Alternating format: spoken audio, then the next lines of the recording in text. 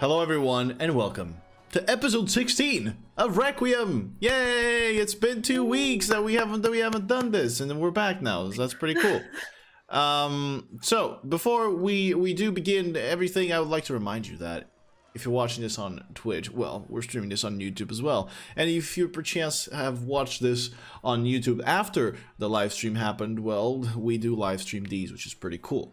But anyway, that doesn't matter. You guys already know about all of that. We have a few big news. One of them is Spotify's fully functional. We already talked about it last time, but I'm just reminding you. And the other one is that my friend Mick here has joined me in baldness, even though his is less harsh than mine is, and his was voluntary. I was like, yeah, my character's a sailor. I need to go to the Navy. So yeah, and I need to shave my head. Yeah, well, there you go. And still the man fucking has more hair than I do. You know, it's hard out here. He's freshly shaven, and there we are. Anyway, those were the news. So, since that's been talked about, we're going to talk about some other news, but we'll do so post-intro inside of the game, so that you guys, know where we are and all of that shit. So, as per usual, let us get right into the next episode of Requiem.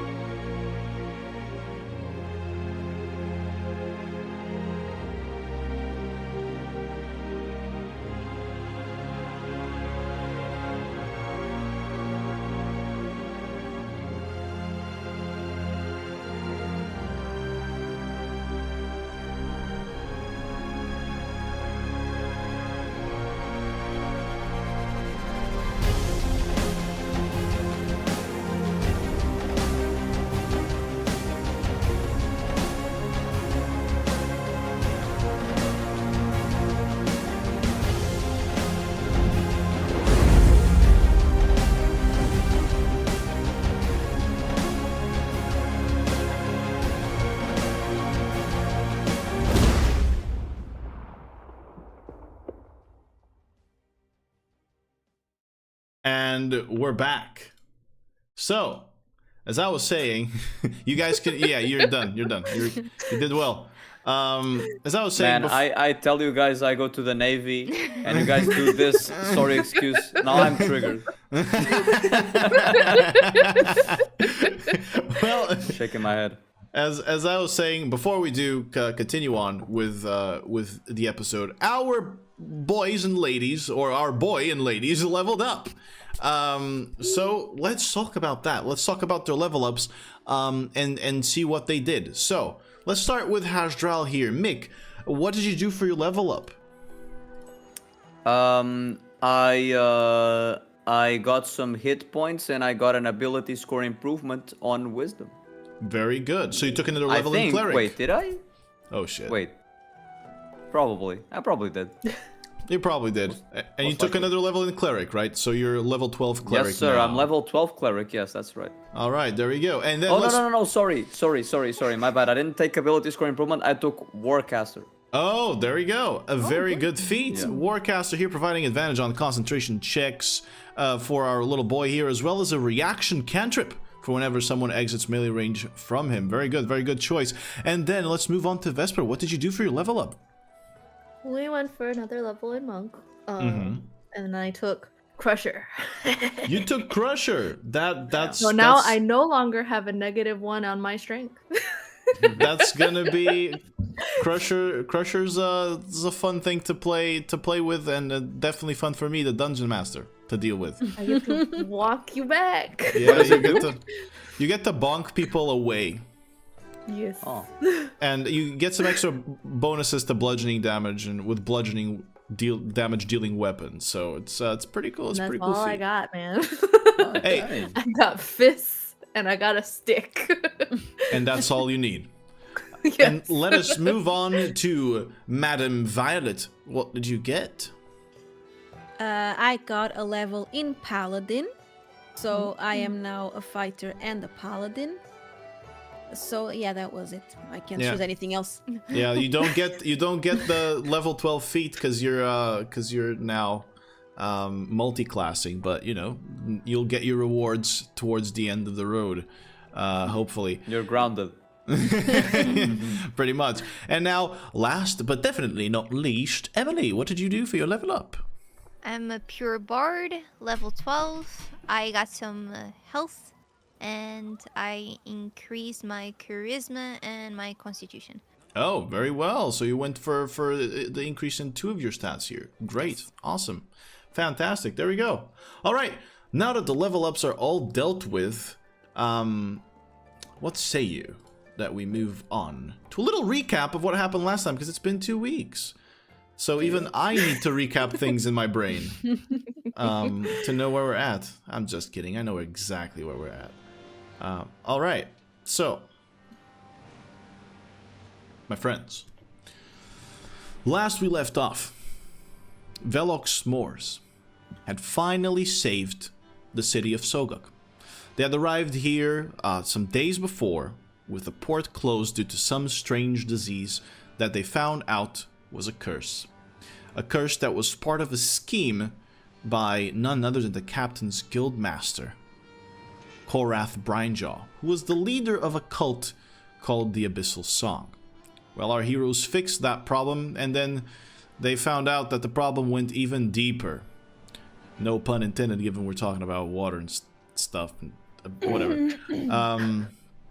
And said scheme went all over to Kaifam, to the Azure estate, to 2 twin elves that some of them had seen before.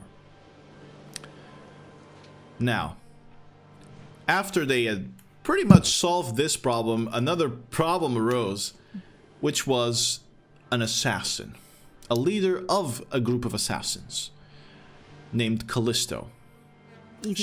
She was yeah, we'll see about that. She was Violet's former boss when she worked here in Soguk as an assassin herself, and having accidentally given her a position in the parliament, the group of heroes here, Velox Mors, decided, hey, maybe it's best that we fix that, and so Violet punched the shit out of her.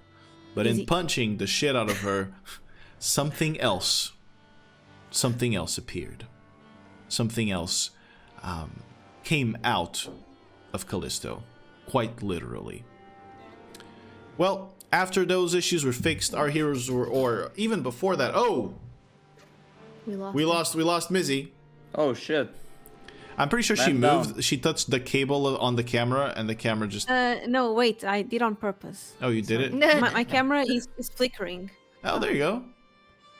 She's back. Anyway, as I was saying, they spoke with the Kralkoyu, the king here in Soguk of this sort of city-state, and they actually arranged to meet him the following day, and so they went to sleep.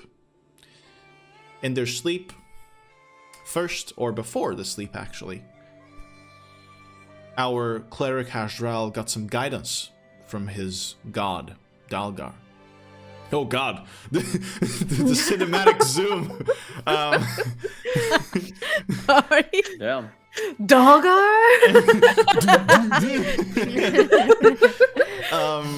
Okay, anyway. And after that, Violet took her oath as a paladin to the goddess Maedrith. And also got a pretty fun sticker on one of her hands drawn by Emily herself. We must not forget this detail. Now, that being said, Emily, we need to have a conversation. Do we? We do. because you've hurt my feelings. Well, you've hurt Kent's feelings. Oh no. No. And so now, there will be vengeance. We're gonna Become a fight a level paladin. 1 guard. He became a vengeance paladin. Yeah, he's coming back now. So, Emily. After your shenanigans on Violet's hand, you decide it's probably best to just, go to sleep. You go to bed with a great sense of accomplishment, not just because of the drawing in Violet's hand, but because of this whole ordeal that you've gone through. Part of being an adventurer is, well, saving people in need, and definitely you've done that.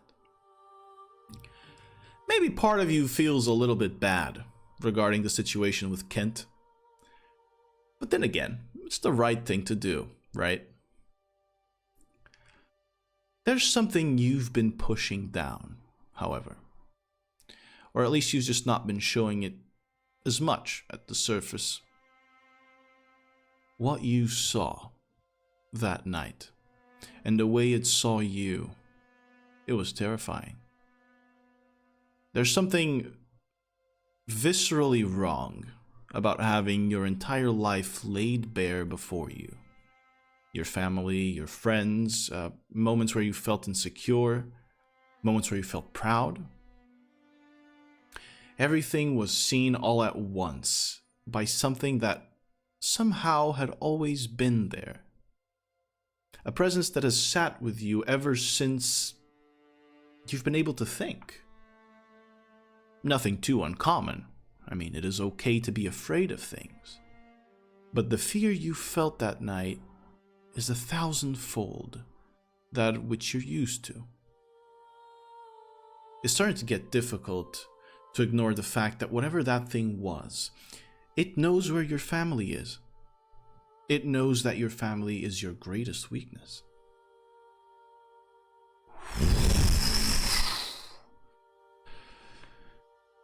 You stand in the middle of a great fire.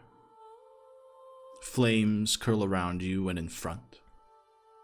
A humble and homely tavern burns, and people scream from within. The heat is real. The screaming hurts your ears to the point that you feel dizzy. At that moment, I'd like to ask you, with this vision in front of you, how frightened is Emily, or what goes on in her mind? She's only thinking about her parents right now, and she's terrified that what they worked so hard for is just all coming down. Am I currently outside looking at the place? Exactly, as burning? it burns, as it burns. I would say that I want to get inside to try and find my parents. To save Very them. well, very well. As you think about moving, and you take that first step, you notice that you're not alone. This deep, dark horror breaks through every part of your mind, as if it was assessing things you forgot happened to you. The ease with which it navigates reveals how organic this presence that you now sense is, how it belongs with you, perfectly fitting with all the little nuances of your mind, finding every curve and corner of your conscious and even subconscious, like it had done it way too many times before. Maybe not to you, but to people like you. You're struggling to keep up. You want to take that next step, to take the second step, but everything flashes into flames ahead of you. But as a storyteller, as a creative, dreams and nightmares have always been a source of inspiration.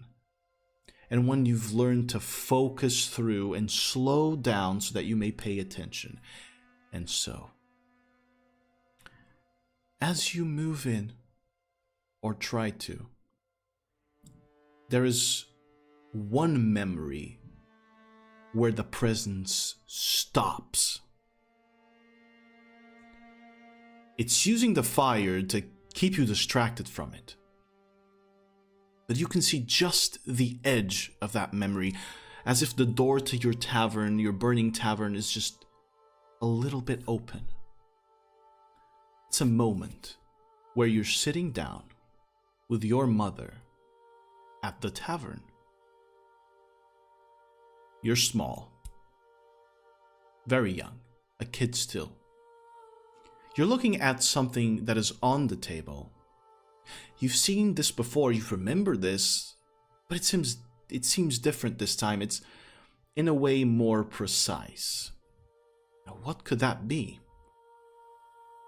Emily, do you want to push inside of the tavern? I want to see that memory. All right. Yeah. So, you open the door to the tavern, you push aside all of these flames of fear that try to overshadow it. And you witness the memory yourself. And you see on the table a book. It's an old edition, but the calligraphy is beautiful, with the first letter of this chapter being drawn with blue scales and a big lizardy tail. Your mother reads it to you. The sun was high in the sky, and the wind blew gently on big blue scales. He flew high and he flew low, searching for his friends after the great night. Down on the road, amidst the meadows, he saw a traveler, and so he landed next to him to enjoy a spot of conversation and find news about the world. The traveler was not afeared by Big Blue's great size, for he bore a sadness in his shoulders that would not allow it. And then your mother makes voices, "O brave traveler of the meadows, what news bring you of my friends? How fare their eyes now that they see the sun once more?" Big Blue yelled, flaunting a great smile. The traveler hummed a song that Big Blue did not know, but immediately wished to. It was sad and mournful, as the man himself was, but also inspiring and alluring. He stopped his singing and lowered his hood, and lo and behold, a sight Big Blue had never seen. "Who are your friends?" the man spoke. "If the Lord is who you seek, he is alive but wounded. If it is the viperous lady, she yet sits on her throne, whip in hand." The man's hair was like a stream of silver starlight. A song fills the tavern in that solemn moment, and your mother stops reading. A song little Emily begins spontaneously, and a song that Big Emily recognizes. "Are you bored, Em?" your mother asks you.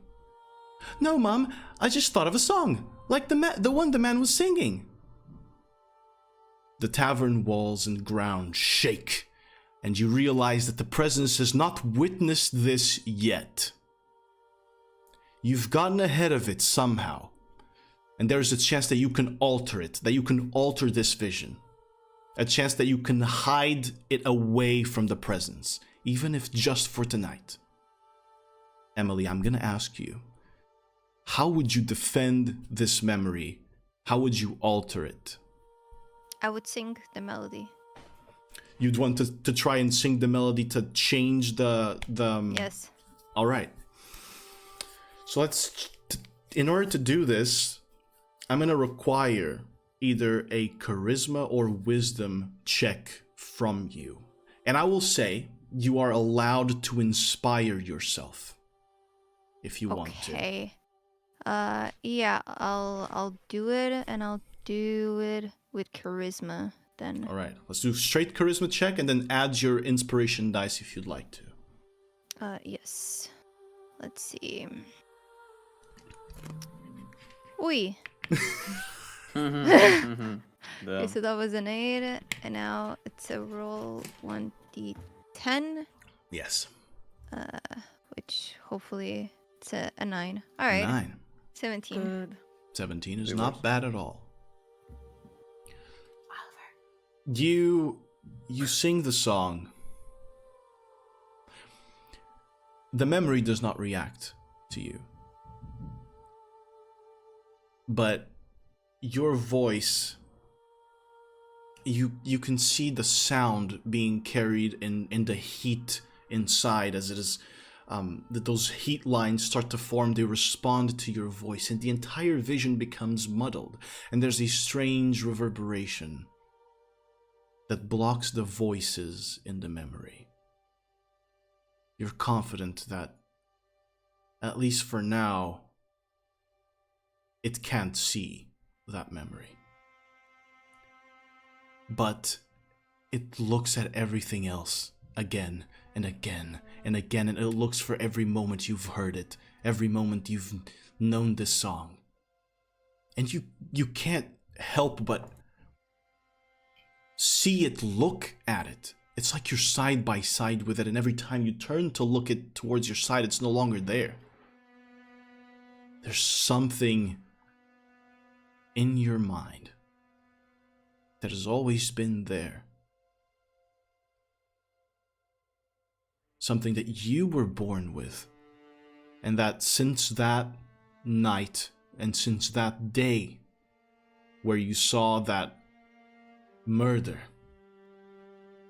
where you saw Korath's eyes explode and you were given visions, it seems like the connection between that part of you was made to something else, and now that bridge is being traveled by this presence, as if reuniting with a piece of itself.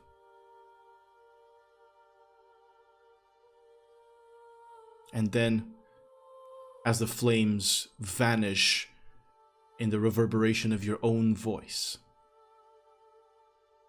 you go back to restful sleep for the rest of the night. All right. Now, there's one person left, and they just left. Come back here, Ray. Sorry, I was checking on my sick son. He was making noises. I had to make sure he was okay. Was he tootin'? No, he was just licking his feet. Oh, all right, all right. So, Vesper, while while Violet and Emily are having these strange dreams, you're not having any dreams. I'm sorry about that.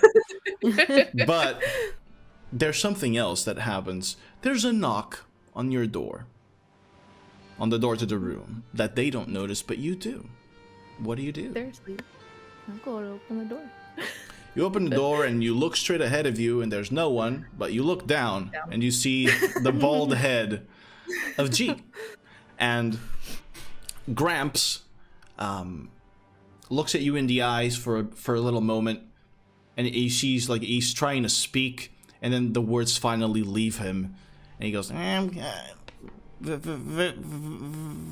Vesper, I need to talk to you. All right, Gramps. I'm surprised you're still awake. Yeah, me too. Come on. And he takes you downstairs and away from the prying eyes of whoever could be listening, since everybody here has fucking high perception or some shit. So he sits you down at a table. And you see that he's having a little bit of trouble with talking to you and saying whatever it is that he wants to say. He's just kind of like looking at you.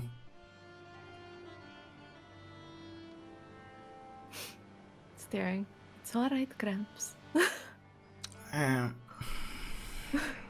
Look, Vesper, I've been thinking. And I don't do much of that, so Fair point. I think it's best if I stay behind. Vesper kind of like, the shock is clearly written on her face, like just 100%. No hiding it. Hold your horses. There's horses in this world, I think. I just think that my place is here with the kid. Look, you've spent a lot of your life protecting me, and I'm an old man. I know, but I don't need protection. I've got a metal arm for Dalgar's sake. I'm worried, Vesper, that you're not living your life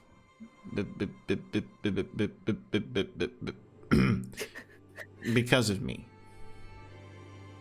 But Gramps, it's always been us. That is my life. Right, and see, that proves my point. God, I'm not smart, but you're not either. Look, I don't know if I can be of help in this whole saving the world thing. Okay, ever since this thing has gotten a hold of me, that I've been having my doubts. It's changed me, and maybe we can get rid of it tomorrow, maybe. But what if there's something else? Whatever. You've earned your place in this group. You've proven yourself as a warrior. You've proven yourself as a friend.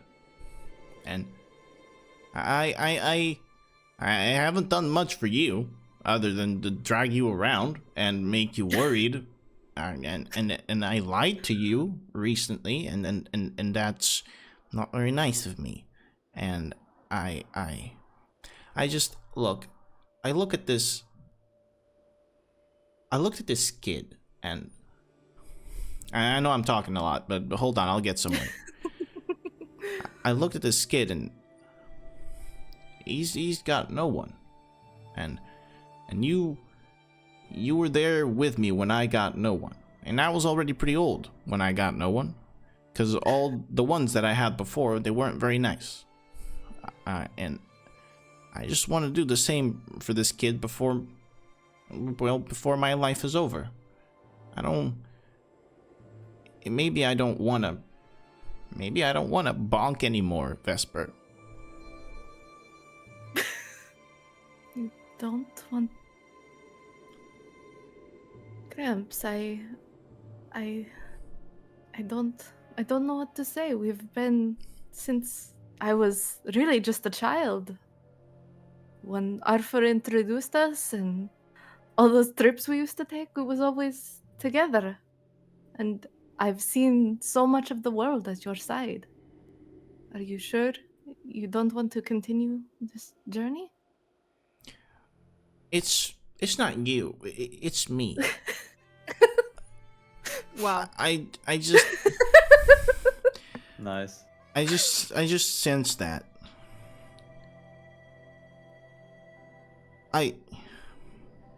I'm afraid there's things in me that I can't control, Vesper, and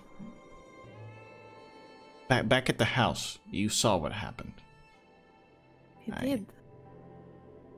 I don't want that to happen whenever it's one of you, and that's in front of me and not a wall. I'm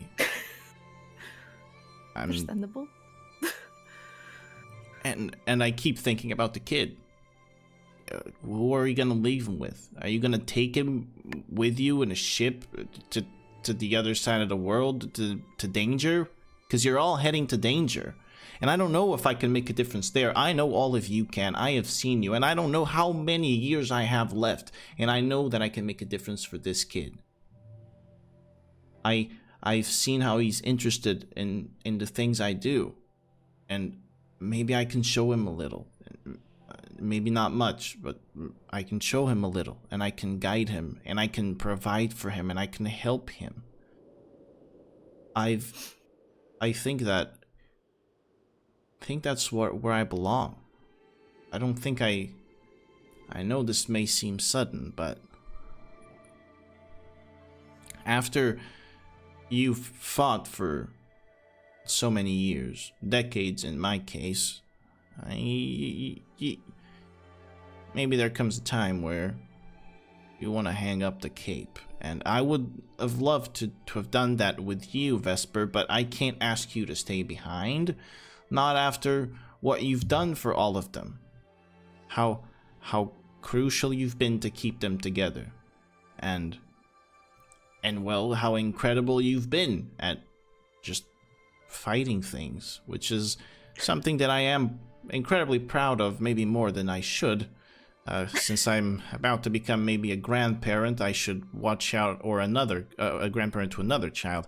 I should maybe tone down on the violence. But I want you to flourish now as yourself, and not just because you want to protect me. She's gonna look very seriously into his eyes, like reading him. I'm sure she sees complete truth in what he's saying, right? Just from looking at him with his twitchy eye. I'm sorry. I just that's weird. I don't know what's happening. He is being completely honest, yeah. And she'll start welling up tears in her eyes, and she just grabs him and pulls him into a big hug, against his will. Yeah. It's like, if that's what you want, Gramps, then I cannot take that away from you. But when we finish this, we will go again together with the child, and we will see this world. All of it. All right. So that means you have to stay alive. And so do you. Yeah, well, with old age, that gets a little bit out of my control, but I'll do my best. I'll eat my vegetables. I have to make the kid eat his too, so. Don't think I've ever seen you eat a vegetable. Yeah. Maybe I'll take a bath too. You should definitely teach the child about his personal hygiene. Yeah. That's gonna be weird. I never had to teach you anything. You just kind of lick yourself. Squeezes him a little bit too tight. You've gotten a little bit stronger. Feels like before you had negative strength and now you don't. I learned from the best, Gramps, the strongest man I know. Yes. Clink, clink. She'll set him down. Still have tears like kind of in her eyes, kind of wipe them away a little bit. He helps you wipe them away with his little cloak. And he hops on top of the table and he crosses his arms with his tummy out. And he goes, "Now, since I'm staying behind, I'm gonna need money." Wow. Crazy. That's fair. We'll steal it from Violet. All right. There's also another thing. I don't want to get into this whole thing with them, so we're gonna make a deal, you and I. Whenever we're about to leave, I'm just gonna hop on out, and then they're gonna go crazy because G's not coming, and you're gonna explain everything to them so that I don't have to. You always make everything difficult, Gramps. It's gotta be the old age. I can do for you. Thank you, Vesper. It's not really the least. You've done a lot of things, and that is a lot. I'm not very good at goodbyes. And this moment here with you, it's been taking a lot of thinking. And it's difficult for me to put it into words, how I truly feel about you, Vesper. But I think proud is indeed the one word that comes to mind the most. Thank you, Gramps. I will continue to make you proud. This I promise. All right, to sleep! And he's gone. He's just... And then climbs back up. All right. Oh. Vesper will just sit there and cry for a little bit. Okay. At some point, someone brings you a drink, just for free, for the tears. Aw. free booze. My Yeah, that's the favorite. trick. You just go into the tavern and cry, and maybe someone will give it to you. All right, Vesper. So, wait. Jeez, my mouse. Is it dead? Did my mouse die? Wait. Uh-oh. I need my mouse to do things. Okay, it's back. So, Vesper, after that, you'll resume the long rest. So, from a mechanical standpoint, everybody here got a long rest. And so, the morning cometh, my friends. Can I wake up first? Sure thing. What are you gonna do? Let's roll. I don't Let's know, roll can a you? d20 to see who Roll wakes up initiative first. for You wanna waking do up. that? You wanna do that? Yeah. Okay, let's everybody roll a d20. Roll initiative. Yeah, let's roll initiative. Actually, let's do initiative. Let's do initiative. Initiative to get out of Yeah. bed. Okay. Let's do initiative. Alright, Good, good. Let's do initiative. I got a dirty 20. 4. God, 7. Aw. 20. Dirty. Oh, two dirty 20s. Okay, we're gonna roll rollies this then. Let's you just roll a straight d20, flat d20. Whoever gets the highest, you win. Okay. 14. 8.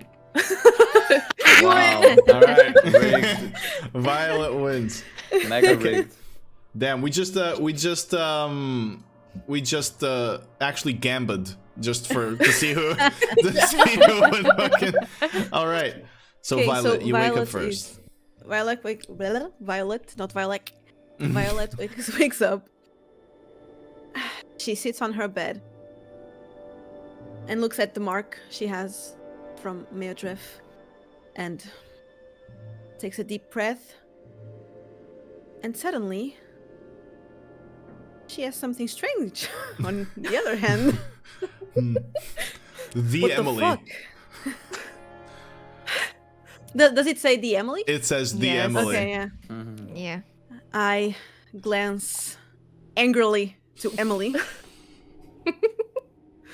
I try to find a pen. All right, you're gonna go through her. She's the one who would have those things. So you're gonna go through her stuff to find a pen. Yes. Or like It's gonna be tough. yeah, some painting things. Let's do that then. I have a lot of instruments. You're gonna make a lot of noise. Gonna be loud. Yeah. It's fine. It's fine. I'm gonna need you to roll an investigation check. And actually, let me do this first. First, you're gonna roll sleight of hand check to see if it's gonna go against Emily's passive perception because she's asleep. So it's gonna be the passive perception, and then we'll see investigation, see if you find a thing. 7.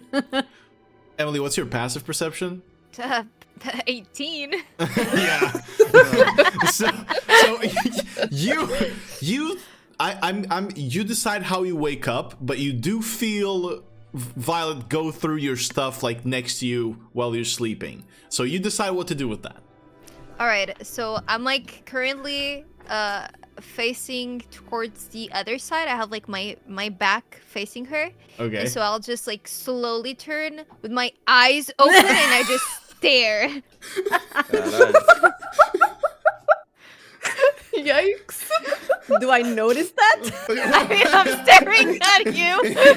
What do you think? I might be very concentrated on the bag. well, if you don't, you will eventually. That's for sure. Yeah, I'll just keep being quiet, just looking at you. Yeah, I'm gonna say you, as you're going through her stuff, you then get like there's your sixth sense kind of tingles, your spidey sense, and you look to the side and Emily's like eyes wide open. Can I quickly find a pen?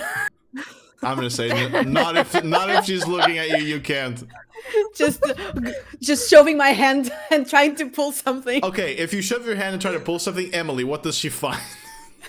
Just randomly. The egg shaker.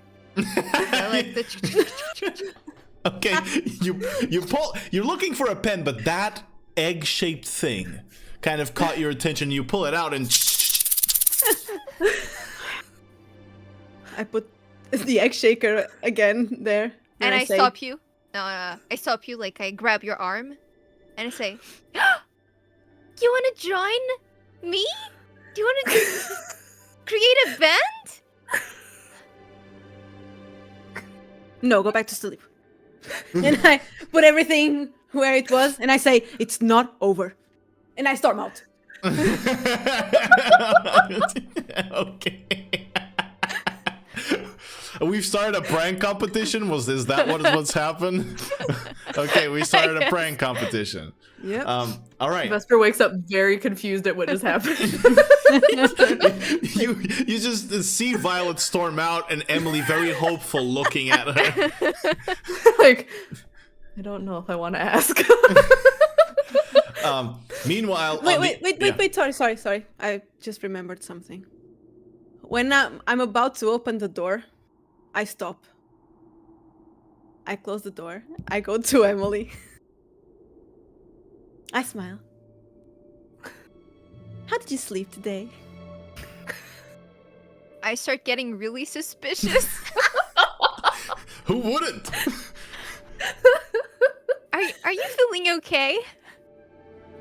I just had a bad dream. And I cast friends on her. Well, so what Friends does is it gives you advantage on charisma checks against a creature. Well, while Emily is a creature, she is a puppeteered creature by a player. So, Violet, the effectiveness of your spell is only gonna be really relying on you, Mizzy, and how well you do to convince Fish and Emily of what you want to try to do here.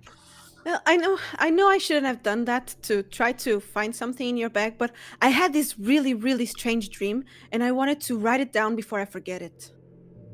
Oh, you don't wanna start a band? We might start in the future, but we have business to do today. Maybe after. Okay. We need to talk to the king. And I told you that one day you would be playing at the Black Barracuda. Now it's gone. But the moment I find one tavern or inn, I will make you play there. But now I want you to play with me. I'll play the eggshells. I start like grabbing the pen and I give it to her. Okay, you got a pen. I do? Acquired. Yeah. You have like, I'm gonna say a quill and a little pot of ink so that you can write if you want. Okay. I mischievously look at Emily. I put the pen on my mouth and I jump on her and I grab both her hands. Oh my god, what's happening? Okay, I'm gonna say, Emily, you're to be able to get out of this, you're gonna be doing either acrobatics or an athletics check, whatever you prefer, versus Violet's athletics. Because Violet's the one forcing you down. It's athletics for Violet and acrobatics or athletics for Emily. Okay. 19 for me. Jesus. 14. Okay, so Violet's on top of you. Okay, wait, we need the special music for this again, because there's some The sort clown of music? yeah. There's some clownery happening here. Okay, so Violet's I'm so on glad top I of didn't Emily. wake up first. And I'll say, just relax, it's gonna be fine. And I'll draw a mustache on her. Okay, this is gonna be very difficult because you're struggling, right, Emily? You're struggling. Yeah. Okay, so you somehow, I don't know, you have ink on the quill already. Let's see. Okay, sure. Let's roll a dexterity or performance, like straight dexterity or a performance check for me, to see I have how well you +7 do. performance. I have no idea. It's me, you know. I'm influencing. It's gotta be you. Natural 20! A natural 20 Oh god, wasted natural 20 wasted on fuckery. You know, it's just classic D&D. My I'm mustache so is gonna be happy. perfect, alright? Yeah. I'm so happy. So, For a total of 27. wow. So this is like a pretty much impossible mustache. So do you have a specific shape you're going for the mustache? Salvador Dali. Oh, it's just all the way up to the cheeks? Okay. Well, Emily. somehow, in an amazing show of penmanship and calligraphy, and also artistry, as you have never seen someone wield a quill with such precision that wasn't you yourself, you see Violet draw these lines that somehow she barely moves her hand, and it's just your movements drawing the mustache as you're trying to struggle, and then, well, something is on your face, like the ink is sticking to your face, but this, you know, it's, the ink is kind of more liquid in this state, and so it's, you sense it dripping a little bit down your face, but... And before everything just drops, I will, with some druid craft, do some like wind on her face so it dries. Okay, there's some of it that is just splattered to the side. It's just, no. You know, it's like when you have water and you blow on it and the water just spreads. It's kind of what happens. But there's a little gust of wind in your face, little tiny, that it barely does anything other than spread the ink. I'm gonna say that right now, Emily is just laughing a lot because it's very ticklish. Just the little quill. I dropped the pen. We're even. It's a feather, so there's some resistance, but it falls. I look at the feather. And I go away. Well, it just takes a little more time because it's still weighted on the end, but it takes a little bit more time than just a microphone drop. All right, Emily, do you want to go see how you look? Yeah, I want to see how I look. Well, Vesper, I'm going to say you just witnessed this whole thing. I'm over here pinching myself, trying to make sure I'm not still dreaming. On a stash draw reaction, I'm just... Haj'Draal is still thinking about waking up for his morning prayer. Yeah. So, Emily, you find a little basin of water where you kind of see your reflection, kind of. It seems that the spreading of the ink, it was a natural 20, but it seems that the spreading of the ink kind of just makes the mustache look hairier. I look at my reflection. I'm like, well, as an actress myself, I kind of respect it. And I don't wash it. I just leave the room. Vesper, what do you do, Vesper?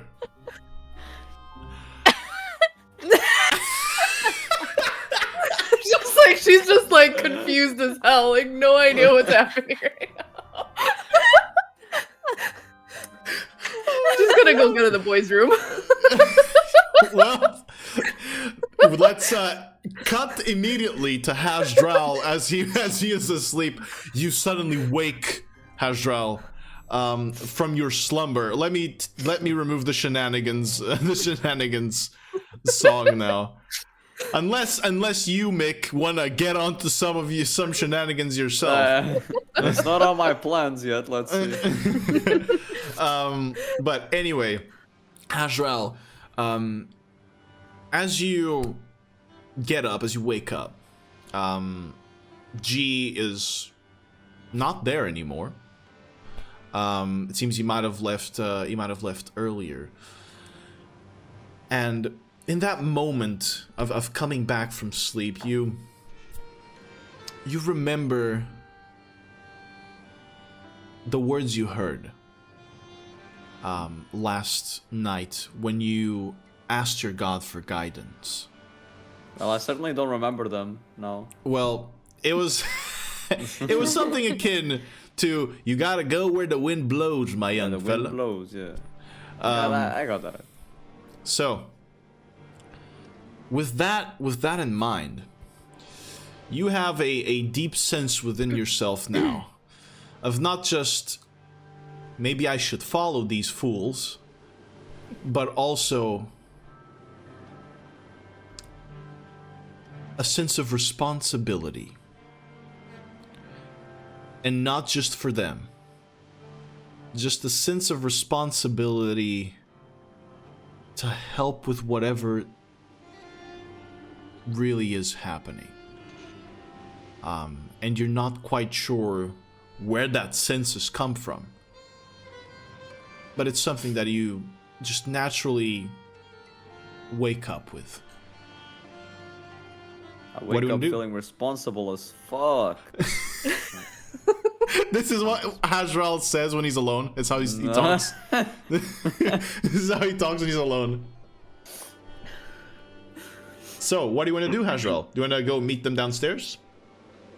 I get out of bed, get ready, put my armor back on, I suppose. Sorry.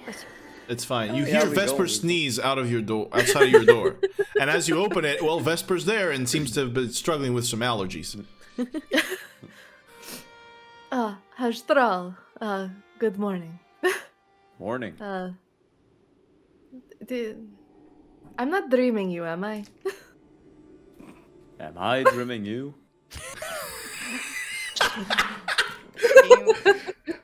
This is quite the eventful morning. Oh, where's Gramps? Good he not- question. Where is he? Well, you would be the one to know, I suppose. I thought he was sleeping in your room. I did not hear anything. I apologize. It seems he might have left during the night. All right. The Violet and Emily have already gone downstairs. We should go. I just be careful of them. Okay. Wait, It's been a weird morning. did they kidnap G? No, I don't believe so. All right. Product of the ages, I guess. Let's meet downstairs. Let's go. I close my door, and I walk down. Very well. So, as all of you guys walk down, you notice G is already there, and he's at the table with the kid, with little Adelphios, and he seems to be, I would say forcing is the word, but he seems to be kind of standing guard next to him, like on top of the table, just standing on top of the table, making the kid eat. And immediately as you guys come down, there's a man sitting by the bar. He looks like a young fellow that walks immediately up to Emily with a little. It seems like he's carrying a little package, and he goes up and up to Emily. He's shorter than Emily, kind of at chest height with her. And he goes, I heard that you must be the Emily, right? You're supposed to be traveling with elf and dragonborn and lizard folk, right? Yeah. Well, you have a very nice mustache, lady. This is for you. I receive it. All right, bye. And he runs away. And you got a package with you. It's a rectangular Also- package. Around this time, I arrive downstairs, I suppose, and I see Emily with the mustache. I slowly walk to her. What happened? I woke up like this. It grew during the night. No, Emily's no longer a kid. She has a beard. G yells out from the table. Did you perchance drink anything out of the ordinary yesterday? Did I? I Maybe. slowly reach my finger to touch the mustache. I assume I feel its ink, not real. Do you let him touch the mustache, Emily? Yeah. All right. I It smudges a very little bit. slightly poke it to not damage the fragile package that is Emily with my dragonborn fingers. It smudges a little bit. Ah, okay. I see what Vesper was talking about now. He looks at Haj'Draal and just nods. So I look back at her and I just slowly go back to my corner, I suppose. But G invites you obviously to sit at the table with him. Yeah, and I go, yeah. So, what do you guys want to do? I want to open the package. You want to open the package? Yeah. That's sick. Okay, so you hear the scrounging of the little parchment package, and as you open it, it is a copy of the Magical Journeys of Big Blue. And there is a little card on it. That's that says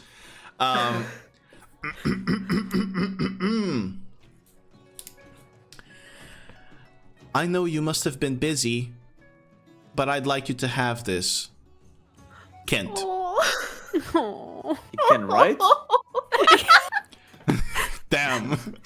I'm surprised. Wow. Actually, There's a mistake. Plot hole. busy is written with an I instead of a U. And there's a few grammatical errors there. There's like a comma where it shouldn't. Backwards E. Yeah. It's a busy, B-I-Z-Z-Y. Yeah. I've been busy. But that's what you get.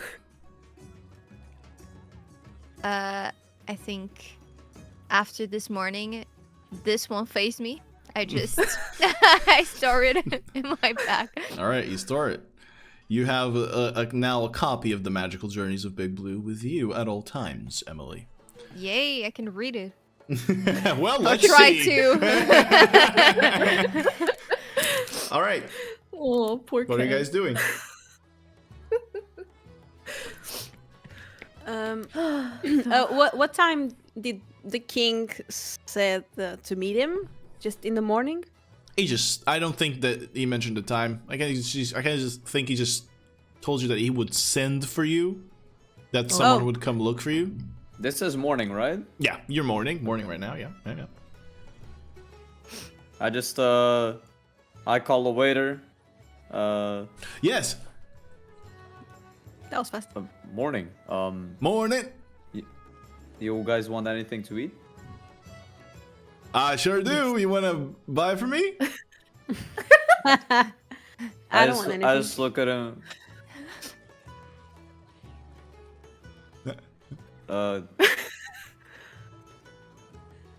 So I ask, no one answers, and only he answers, and I'm just like in the symbol. Thank you guys. I appreciate this interaction. Oh, I'm sorry. I'm just like you know, and I start like stroking my mustache. Oh, that's I'm a bit distracted this morning. that's some nice facial hair. Yeah, thank you. Yeah. Baguette! Okay. Again.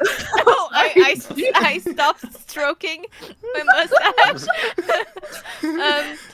I'm sorry. I'll say that. Yeah, I'll get some bread. Good old bread. Yeah. Right Two on. bread. Are you high? Me? Yeah. I'm actually pretty low. I'm pretty short. I think we deserve some. We should treat ourselves for our efforts. Don't you agree? I It's agree. morning. I think I need to go back to bed. Huh. It's one of those days.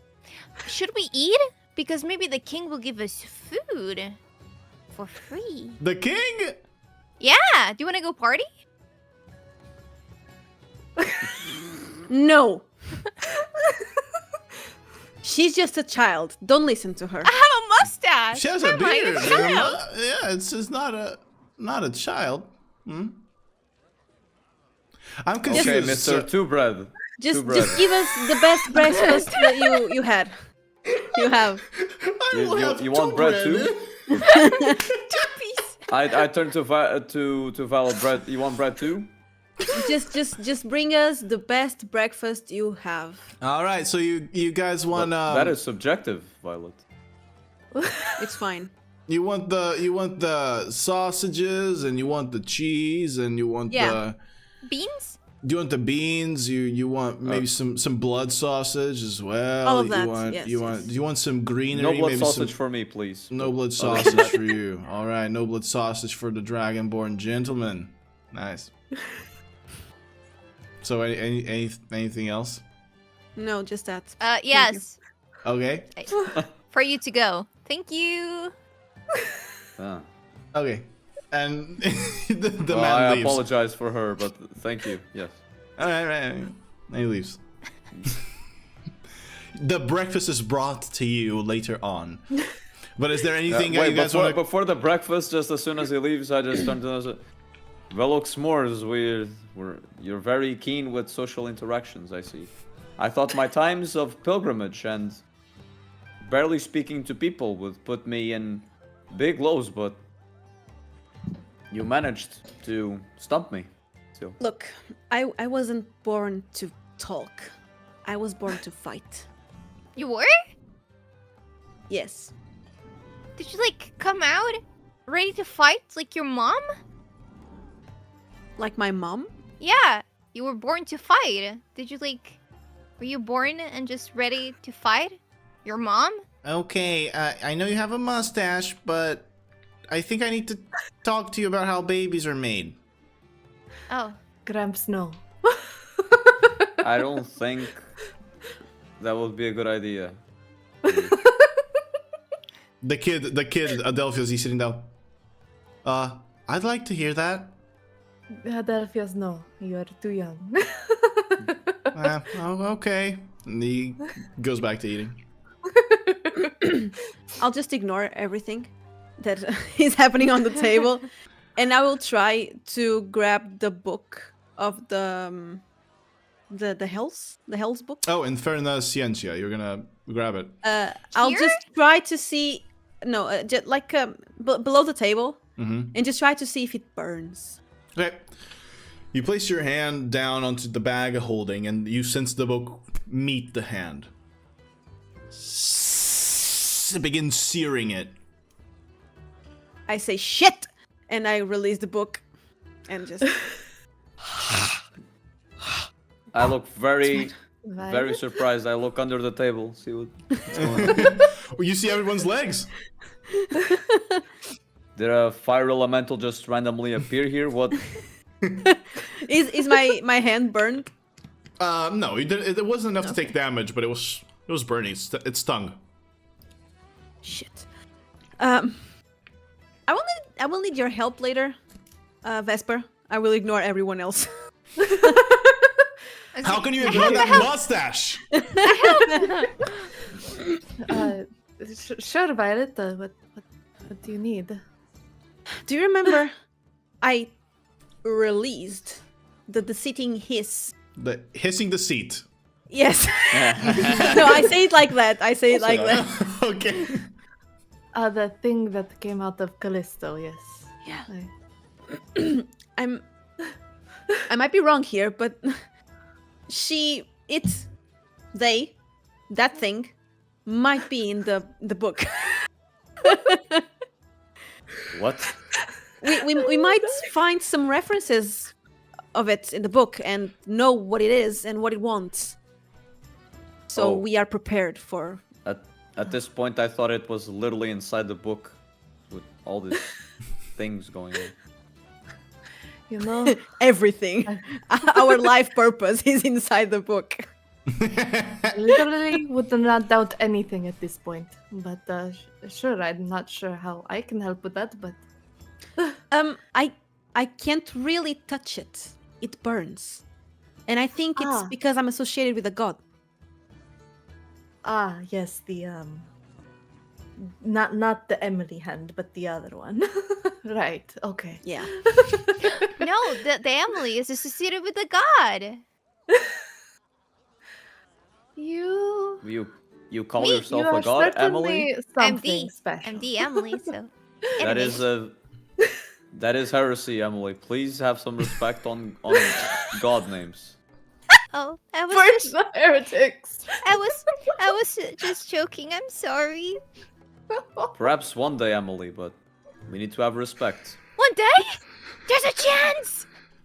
Yes, perhaps one day you can become a higher being with a mustache so big it can be seen from the moon.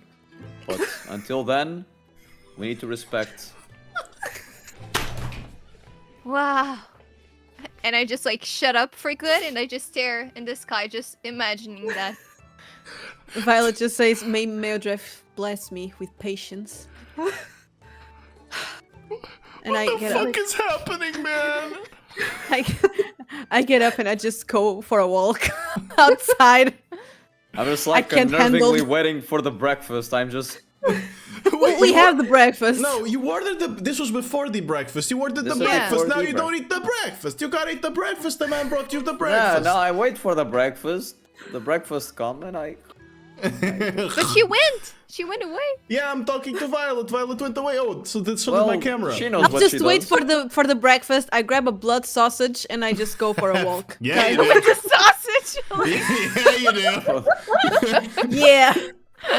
And then you go outside, and there's one of the people from the Soguk shouting out, "Korath Brinejaw from the Abyssal Song," and then he looks at you and goes, "Elven woman walks streets with sausage." Hell yeah! Not hell!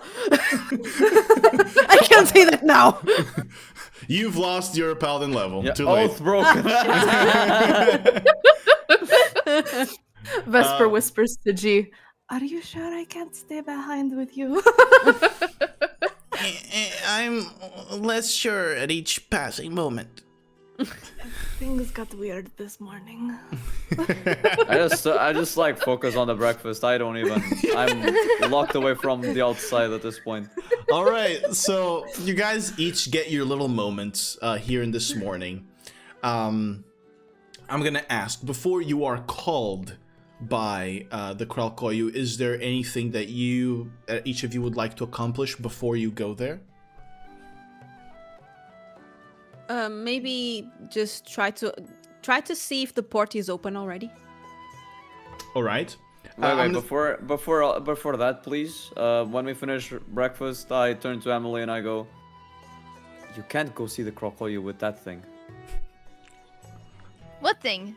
And I went so far into my imagination that I completely forgot I have a mustache. The little things you have on your face. I have food, and I just start wiping it down. Oh, the mustache is no. beautiful now. Does it wipe away the mustache or does it further embellish it? It embellishes it, indeed. Oh. Do I still have it? Yes. Oh. Go in the bathroom and wash it off, maybe. No, it's fine. I cast precipitation to Okay. try, You see a little thin black smoke come out of your face and then evaporate into nothing as the ink moves away, and you're clean now, Emily. Is it gone? Thank Dalgar. I think Dalgar. I just do a little nod and I get up from the table. All And right. I follow outside. Okay, so this is hilarious. Anyway, regarding the port, the port is, there seems to be circulation, people moving inside the port. However, it is not it's not fully open. There are still guards at the barricades allowing people in, but they are moving in slowly. And you see also people moving out, some of them pretty weak. And you know, from the time that they spent there without any contact with anybody else. Can I check if I see Levi? Yeah, sure. You don't. Okay. In that time, you don't see Joseph Levi. And the moment I see Emily coming to me, I say, "Pathetic." Hey. Yeah. I start crying.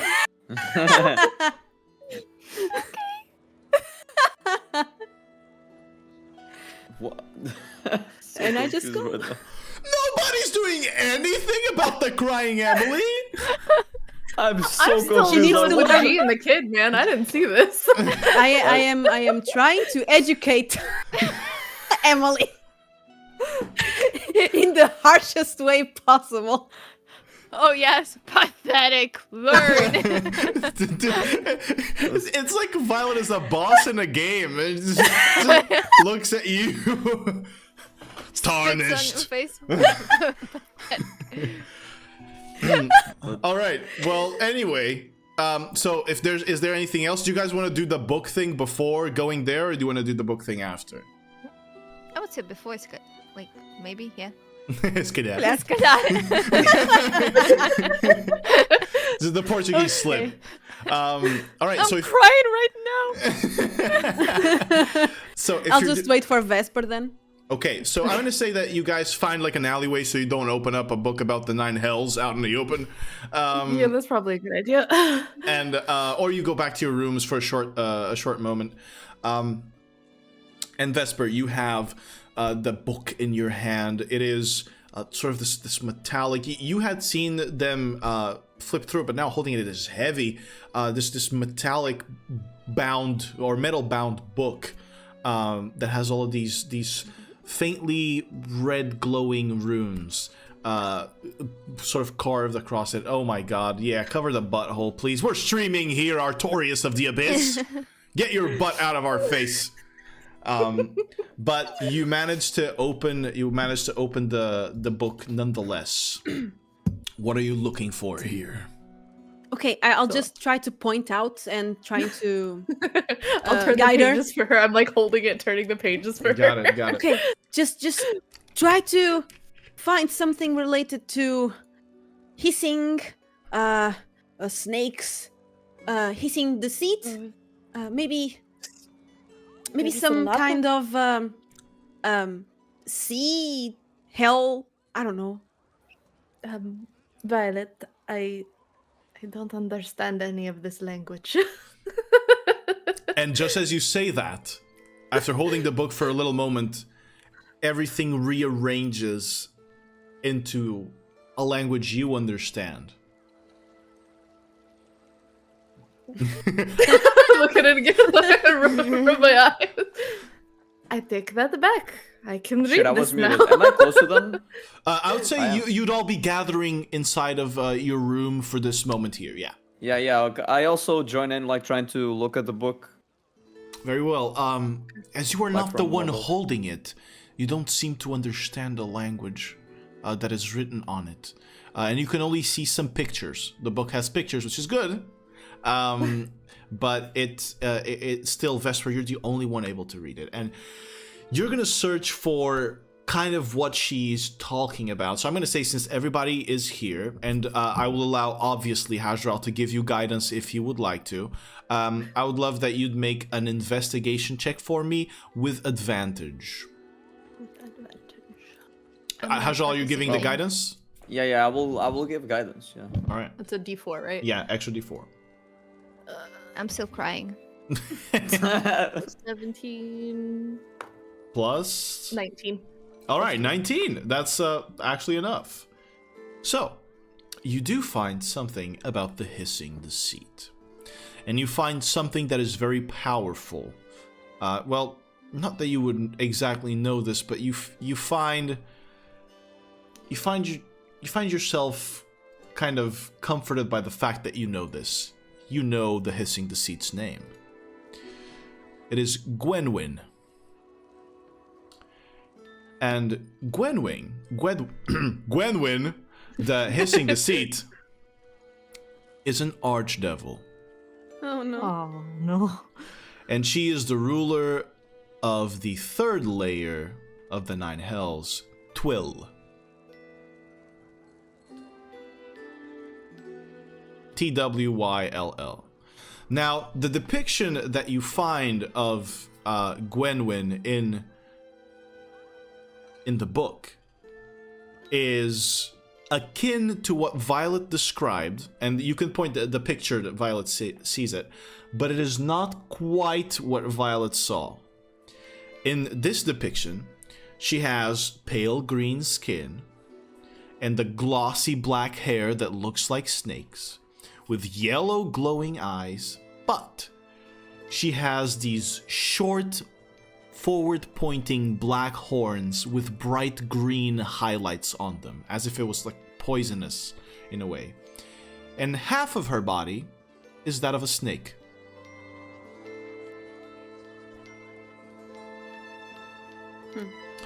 Now, This is what came out of Callisto. Very similar, but it didn't have the horns, or she was a full humanoid. yeah. Does it You say find anything? something else, Vesper, on a 19.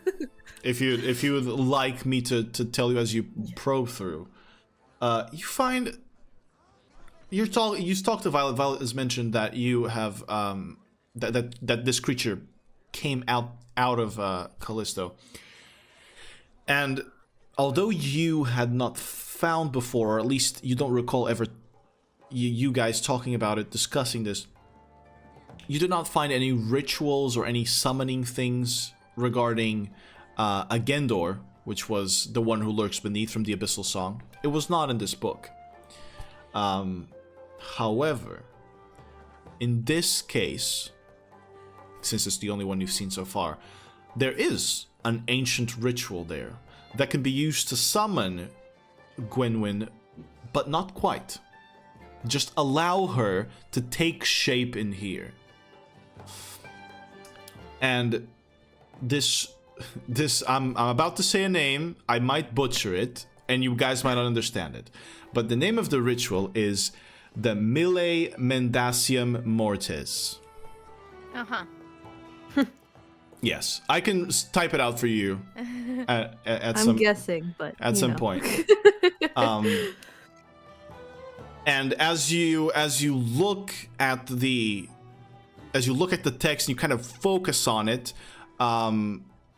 it rearranges into something that you sort of understand. And it roughly translates to the 1,000 lies of death. Sorry, lies of death? Lies of death, yes. Not of pee, of like death. lies of pee. Anyway, as you look into this ritual, it seems that if one is to summon a form of Gwenwyn, one is required to build a bridge of souls towards or to her realm. And for that, they must be a part of a murder that is shrouded by lies. So you either must trick someone to murder someone, or you must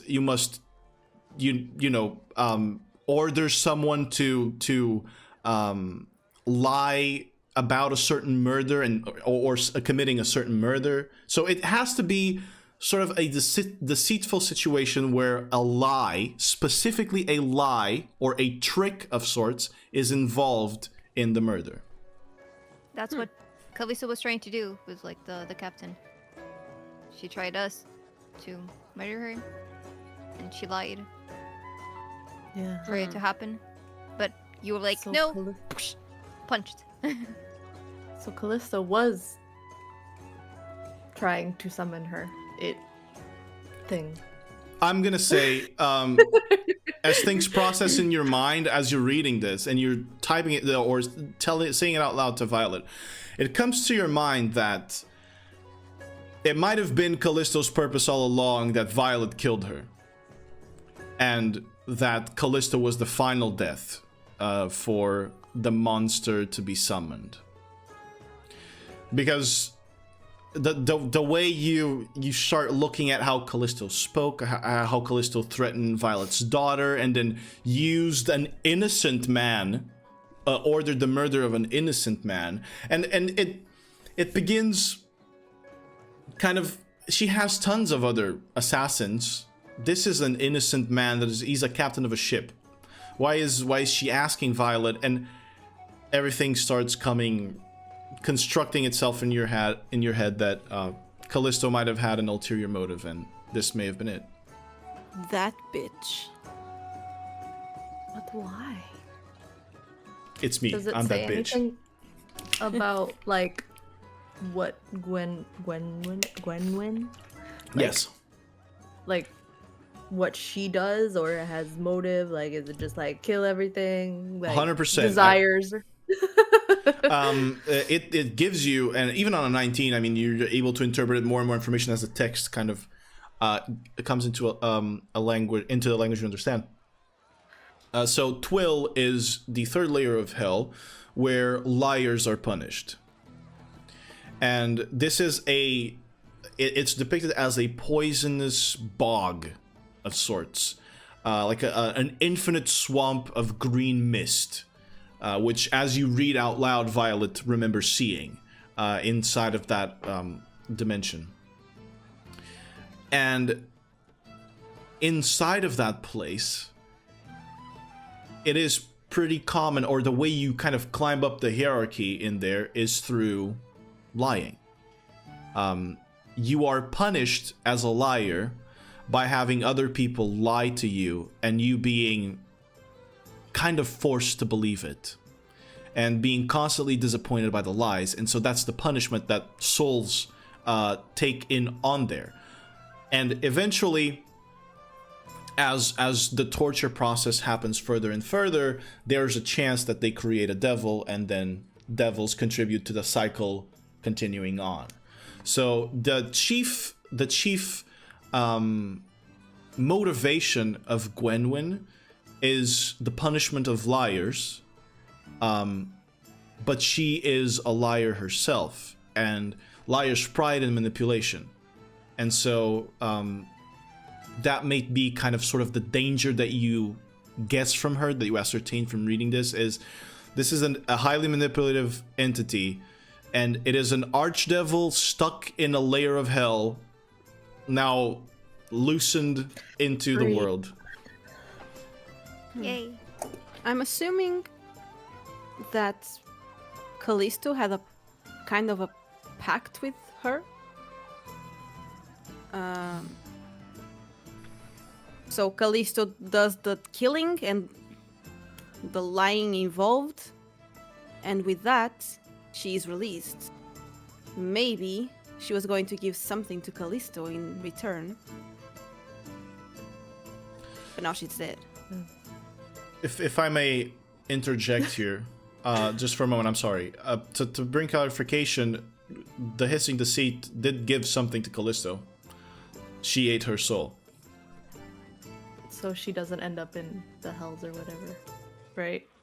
I don't know. That's up to you guys. Maybe? That's up to you guys to figure out. Oh, fuck. We're going to have to deal with this, aren't we, Violet?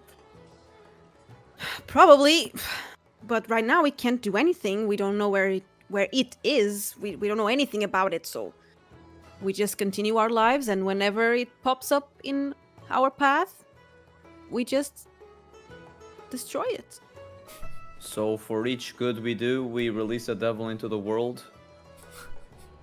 I think this one was the first one. So I hope it's not a constant modus operandi with this group. We already did good deeds, so this one was just an exception, I believe. Well, so we have to look out for this thing. I would It cannot assume be I don't know. undone. Well, yeah. And whatever we are fighting in the main stage, it's probably, well, not probably, is maybe as much dangerous as this is.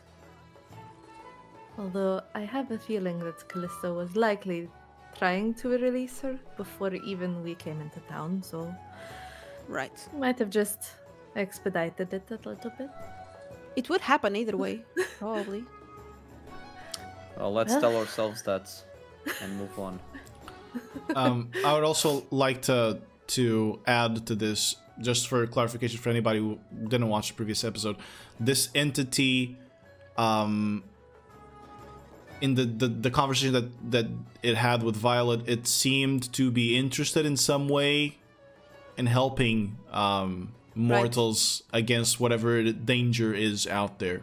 And it spoke, I believe, I don't recall exactly the dialogue, but I believe it spoke directly about the Weaver. when it talked to you, and it meant to assist mortals in that regard. So, although it is an archdevil and one that likes to lie, this is what they said. She's called Deceit. She's called the Hissing Deceit. Yeah. The seat, the car seat. So I don't trust her one bit. So I'm with you on that. But for now, we can do nothing. Just keep our eyes peeled. All right. Anything else, guys? Yes. Emily starts crying even harder. just And like a child. And she like- points at Violet and says, "The danger is you! You casted a spell on me!" And I start like storming off. Because after like the friends ends, right? Yeah. You know it was magic. You know it was magic. Yeah. I finally realized like what was going on. I was like, what? What happened? Oh well. I'll take care of it. I'll go to Emily again. I don't know if Best you're friends again. Or I'll try to run in my heels. Well, you fight in them. You can run in them. Suddenly episode, she's the episode 16. She remembers. She has heels. I'll just run after her. All right, let's Emily, deal with that. wait. No! Pathetic! Continue. Emily, I know. This is the running animation. what is-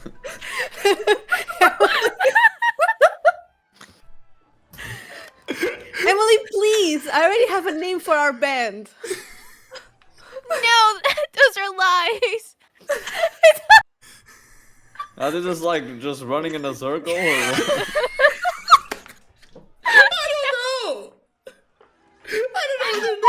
I'm going to Quibbles! I'm going to Quibbles. I'm just going after her. No, No, we'll no, start I with- run. She runs like this, I run.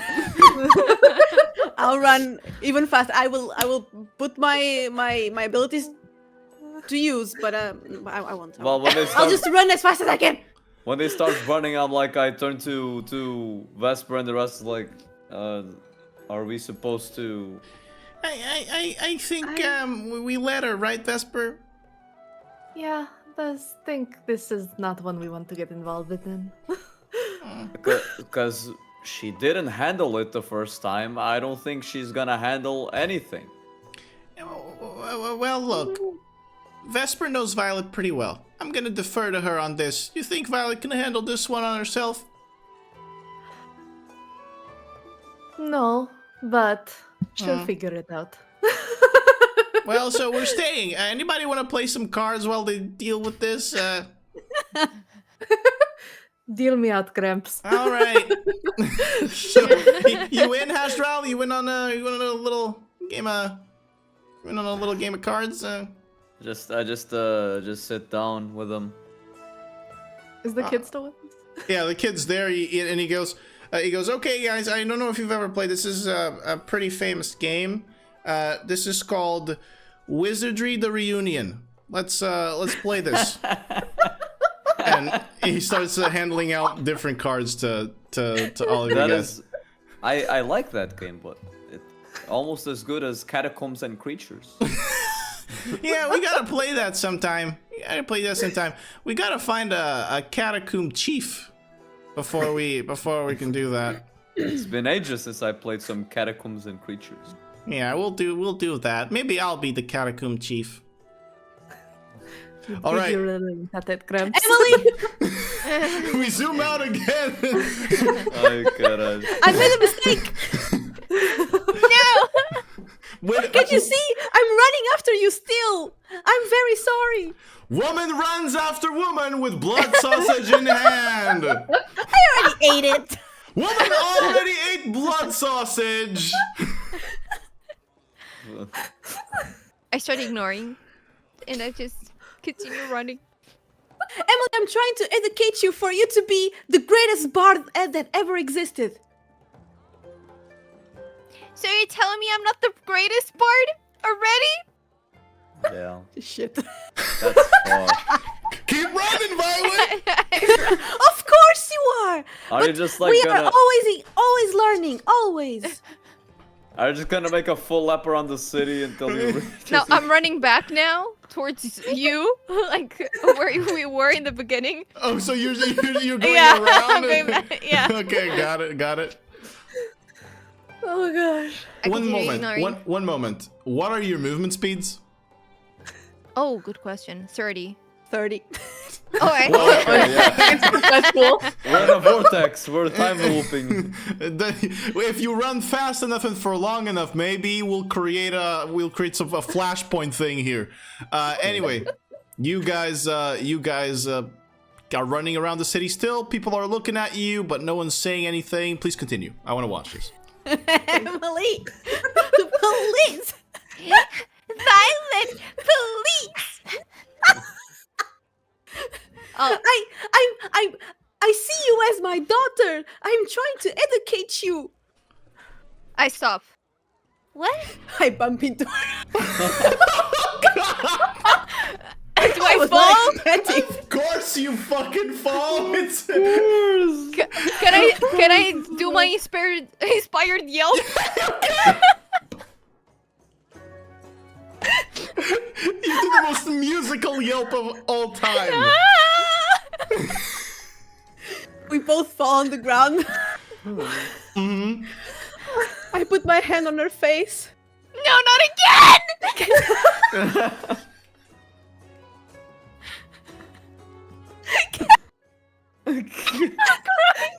Can't you?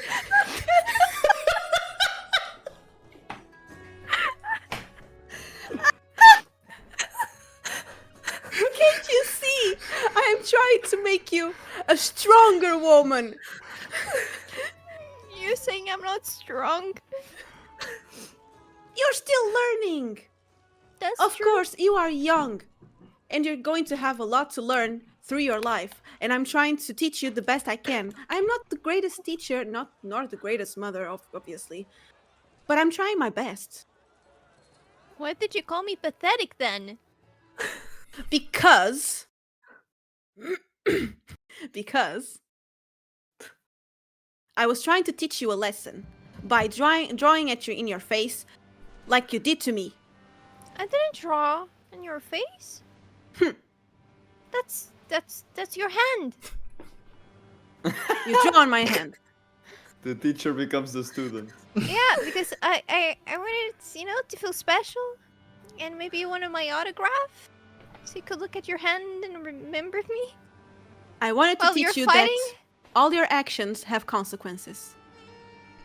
So you better start thinking about what you do, because things happen after that. Sometimes you release an archdevil into the world. Exactly. I love Tanya just like randomly taking a stand like, yeah, this is the most important interaction so far. This is worth my my full attention.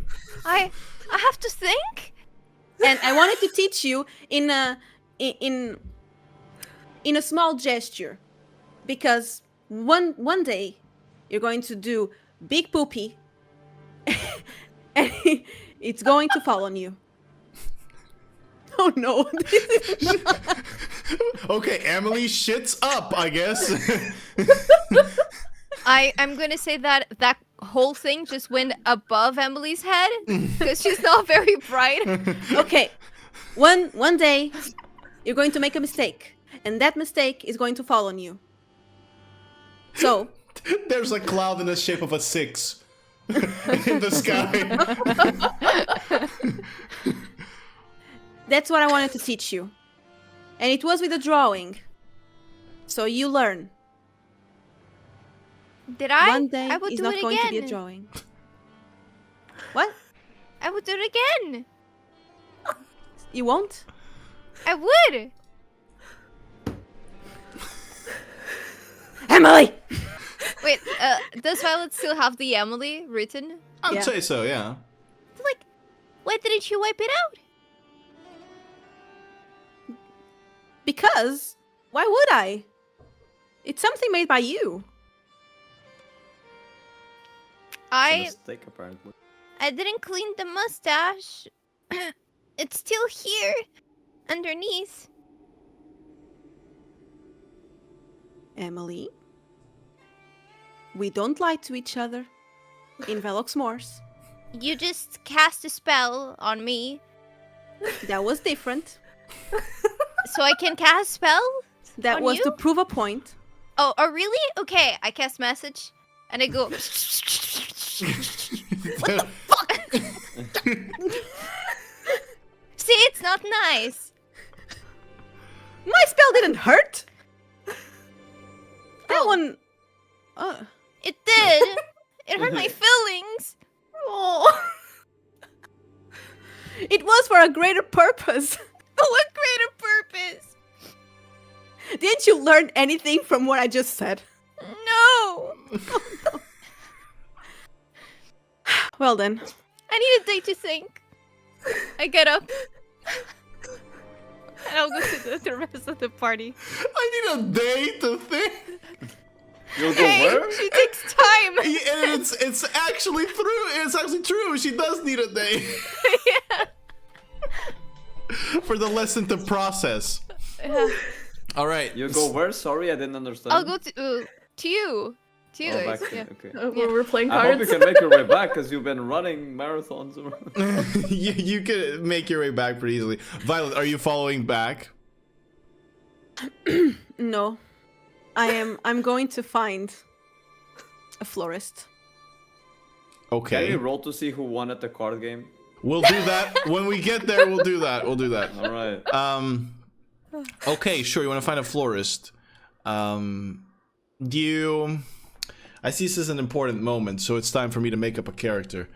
You no.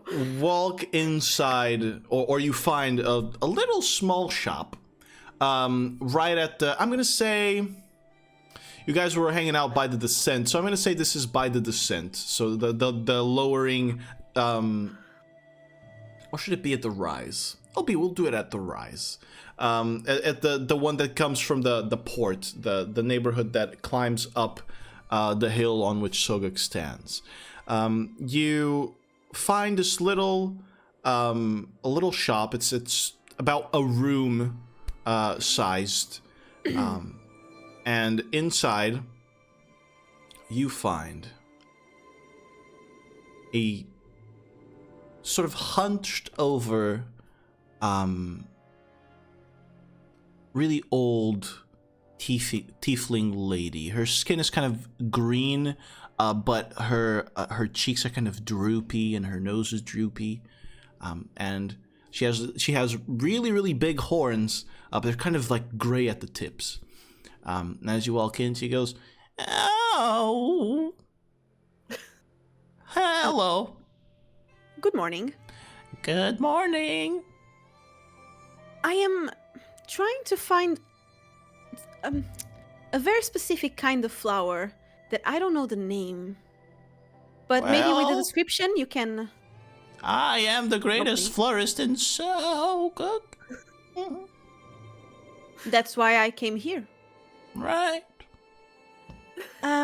So I will try to describe to her the flower Emily showed to the guard, like a lot of sessions before. And she goes, "Oh, I might have something. You know, I do love giving flowers to the young people. My grandson Quibble, I used to give him all the time, but then he stopped visiting, and he's not that far away. Hold up, let me find something." And she moves to the back of the store, goes through or removes two or three flowers from a little vase she has there, and she places them in front of you, and one of them is the same as the one Emily showed. "This flower is not from here. It is exotic. It's from Kaifa, the other continent." Oh, right. Okay, so this one right here, can I have a bucket of it? A bucket? Who do you think I am, handing out flowers in buckets? What kind of devilry? I'm the one with the horns, but what the fuck? Okay. Give me like 5 or 6. All right. And she goes back, grabs 5 or 6, she places them. So, what is the motive? I want to say sorry to my to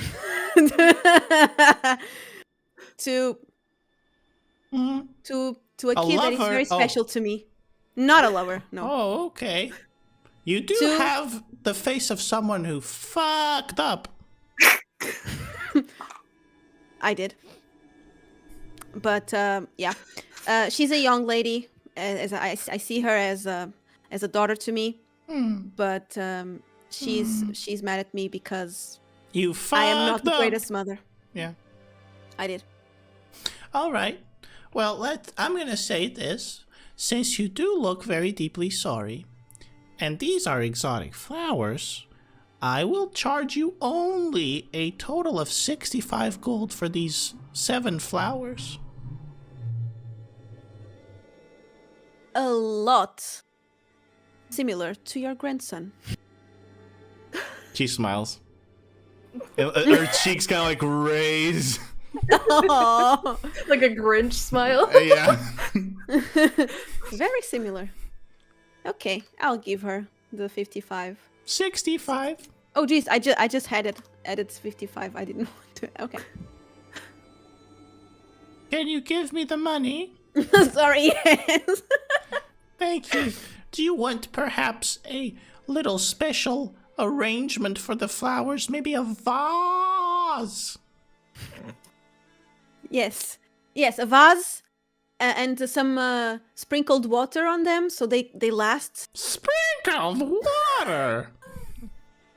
Okay, that'll be extra 10 gold. Yes, she deserves it. She does. And so do I. And she grabs this little... actually, how would you like the vase to be, Violet? How would you like it? How would you... I want the vase to be red with some white flowers, just like the colors of Emily clothes. Okay. Why did I talk like her? Okay. Got too into character. What the fuck? My back hurts. And I want more money suddenly. So she gives you the vase, she places the flowers and actually adds a little few extras to embellish the whole situation. Now I'll say this, I want to give them, or give the people watching, and give everybody a visual of what those flowers were. Emily, do you remember like the color of that flower? Not at all. Do you want to come up with it now? Yeah, kind of like a daisy, almost. All right, a daisy. But and you want it to have like the same color as a regular daisy, or since we are playing in a fantasy world, do you want it to have like, I don't know, Hulk colors? Blue. Blue. All right. For the dragon. So you find those flowers, the lady gives them to you, and what you choose to do with them now, Violet, that is up to you. Okay. I will grab them. I'm not going to put them in the bag of holding because, well, but I will try, since I have a belt, I will try to tie the... Bad idea. Okay. I will bring it in my hand. All But right. when I come closer to them, I will try to hide it in my bag. All right. As you're kind of walking about town, Elven woman walks with vase. The news are getting pretty scarce around here.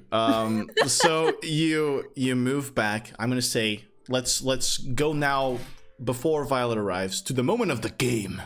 Oh my god! As I want to say, as Emily arrives, the game is getting pretty intense. You just hear Haj'Draal doing, I summon Cauldron of Avarice to summon 3 additional cards from my deck.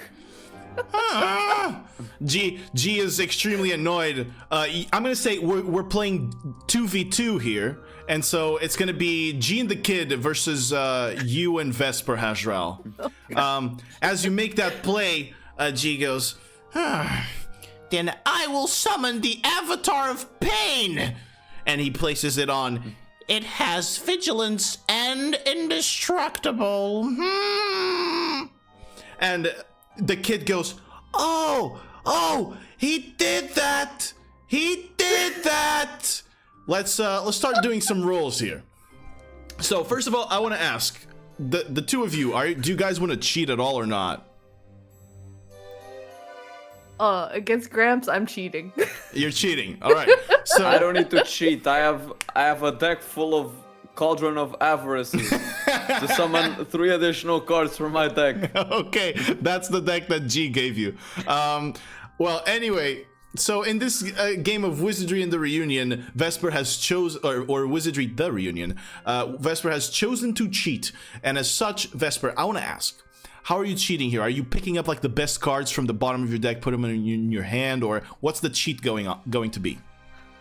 Yeah, I'm just trying to like sneak the cards out and then like. Got it. Let's roll a sleight of hand check here. Okay. Sleight of hand. There we go. 24. Son of a Damn. bitch. You are a great cheater. That overcomes everybody's passive perceptions, I feel, even yours, right, Haj'Draal? Your passive perception, could you tell me? How do you see that? It's on the left of the character sheet, on the passive stuff. Passive perception, yes, 18. I mean, yeah, 18. Yeah, it overcomes it, so nobody notices you pick up the cards. Vesper, I'm gonna ask, what is the one card you just picked up that can win you the game? I don't know. Funny card name. You just make one up right now. Oh fuck! I'm not good at that.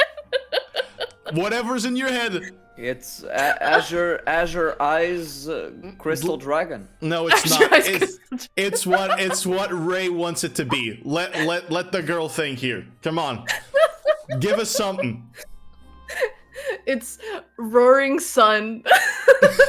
Okay. EX. Hey, EX. EX. Oh shit.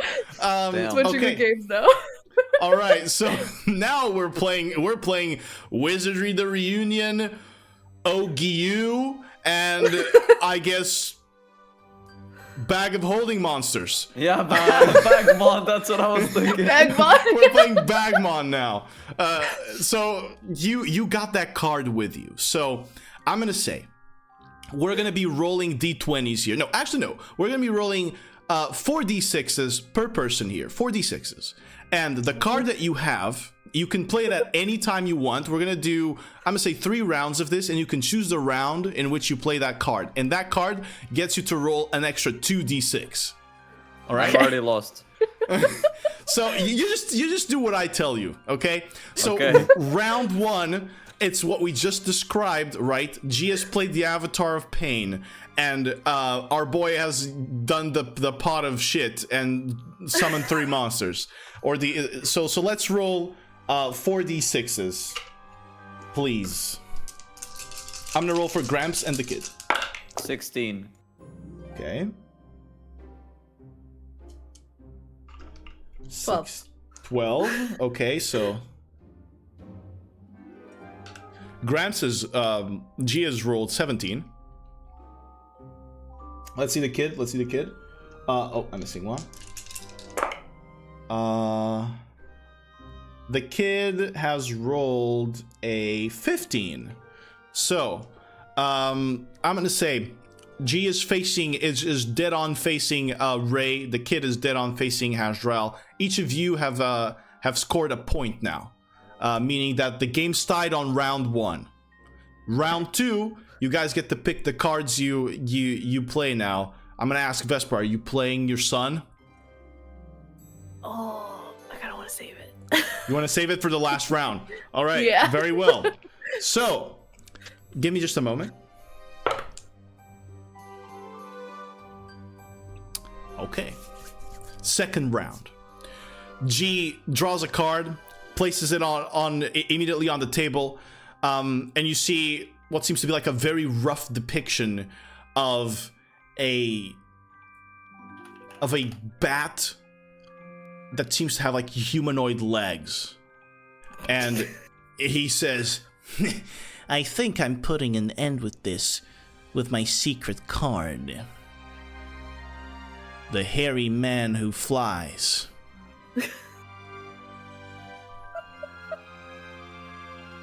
What do you got? Who goes after me? You go, Haj'Draal. Well, and I look G dead in the eyes as I raise my card. I summon Cauldron of Avarice to draw 3 additional cards from my deck. I shouldn't have given him that deck. I take 3 cards, and then I notice, and I summon another Cauldron of Avarice to release 3 additional cards from my deck. And I take 3 cards. And now I use Magic Force that will allow me to get Cauldron of Avarice to draw 3 additional cards Son from my of a deck. bitch! He's bringing out the pottery class! Was that your turn? And I bring another card. You never saw this coming, Gramps. Screaming Moon G-Max. The Screaming Moon G-Max! And G's one bad eye is twitching aggressively, and the kid goes, hold on. I am going to counter it with the spell that counters the Screaming Moon GX! And he places down a card that says exactly that. That's gonna be his play. But that's where you're wrong. That counters Screaming Moon GX, not Screaming Moon G-Max. Shit! I made a misplay! I knew I shouldn't have trusted you, kid! Vesper, it's your And then the turn. camera just like zooms into the virtual like... The virtual battle? Like in Yu-Gi-Oh! When it's like the actual battle going on. Yeah. There's little monsters being summoned right now. The fucking dinosaur screaming moon. The decks are all enchanted. These are magic decks. Wizardry decks. Anyway, so, Vesper, it's your turn. What are you gonna do? This is still the second turn, or is this the last? This is still turn? second turn. Oh fuck. Okay, so I draw a card, and I'm like, fuck. Well, I play. Fuck. I can't think of card names on the spot. You play on the spot. That's the card. What does True. on the spot do? It returns your cards to your hand, and they are no longer effective. Shit! You have put me on the spot. And he grabs his cards back and places it. And places I them. thought that card was banned. Not in the streets, it isn't. It's only And on that's the where we're occasional playing. tournaments. Final round of the game. Oh, But before the final round of the game, I want you guys to start thinking of that. Let's roll the second round. Let's roll 4d6 for me, please. Roll 4d6, 13. All right. 17. Gramps has rolled an 18. Damn it. But because of the card you played, his 18 is useless. And because of the failure of the other kid, of the kid in countering the spell, I'm going to say his roll is useless too. Damn. So that we keep this in roleplay.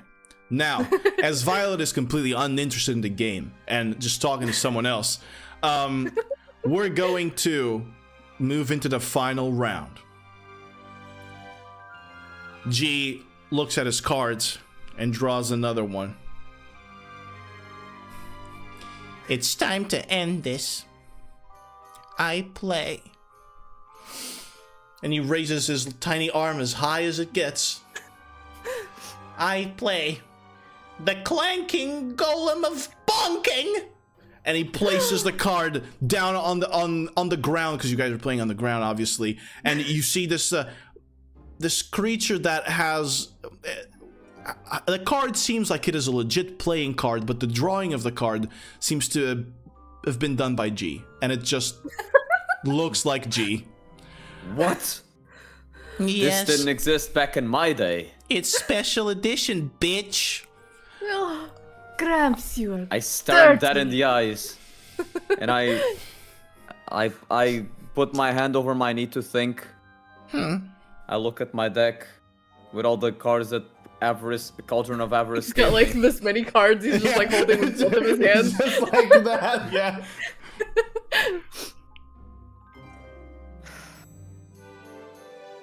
I grab a card.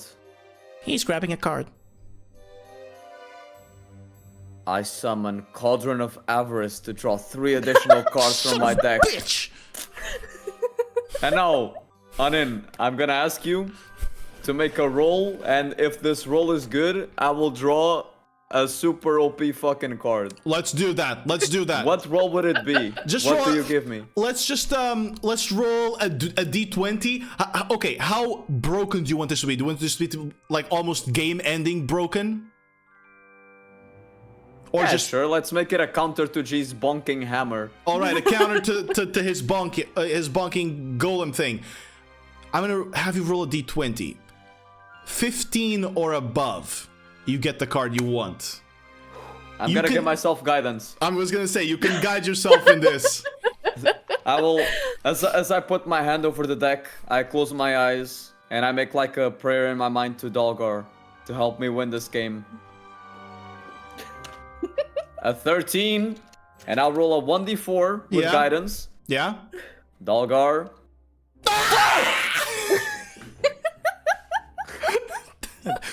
With a 1 on a d4, it's not that supreme ultimate card you were looking for. Oh my god.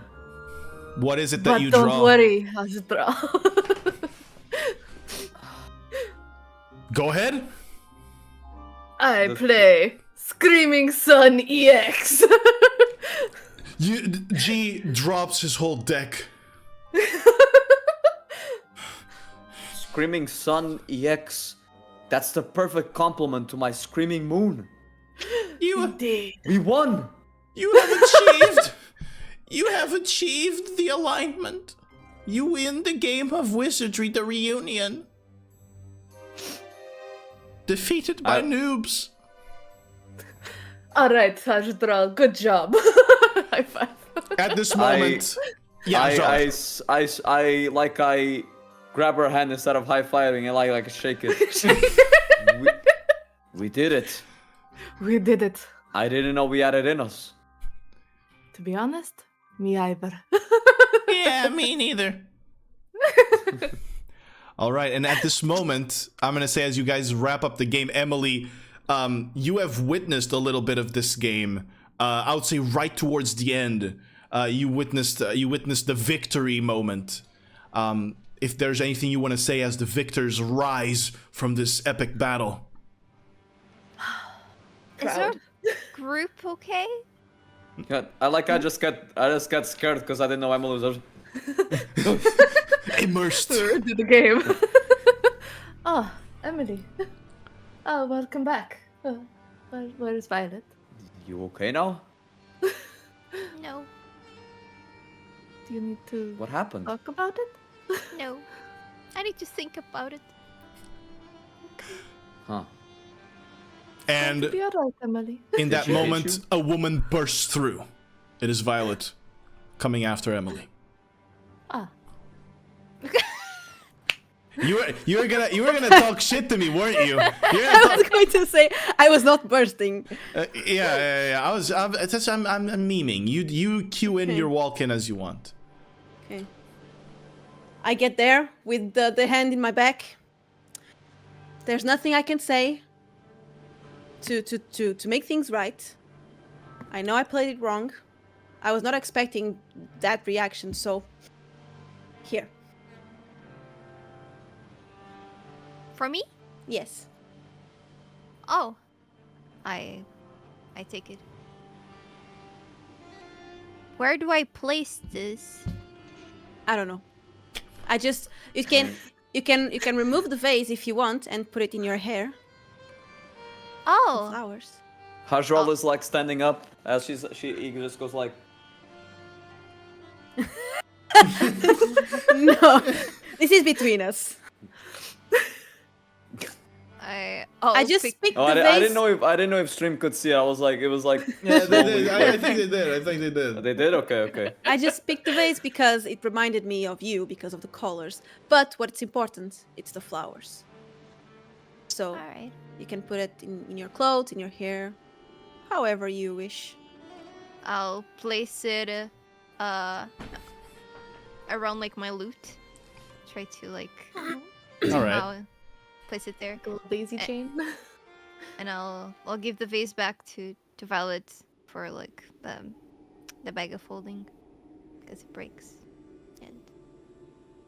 And whenever, from now on, whenever I see the flowers get a little mushy with Druidcraft and without anyone seeing, I will put the flower back up.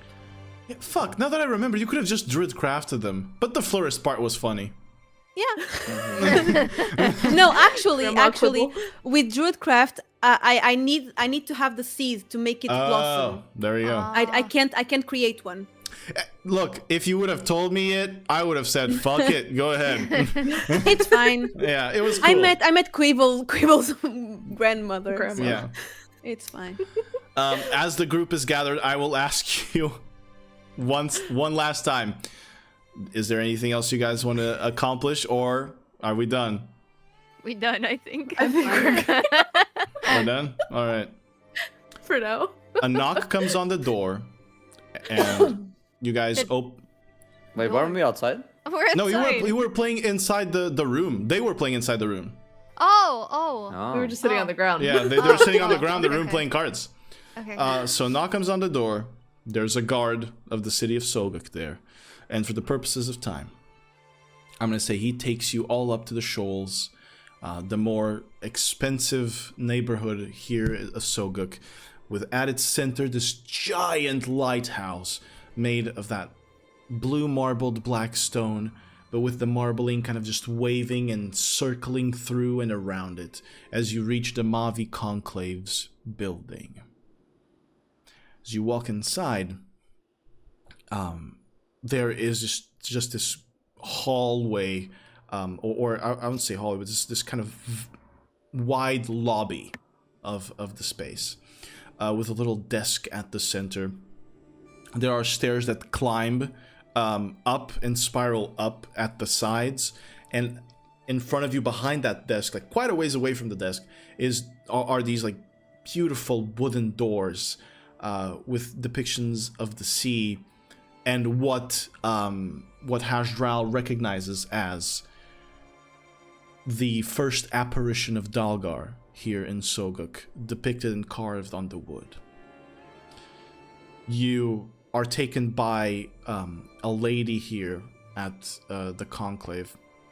You are taken upstairs through one of those stairs, and inside what appears to be a side room of sorts.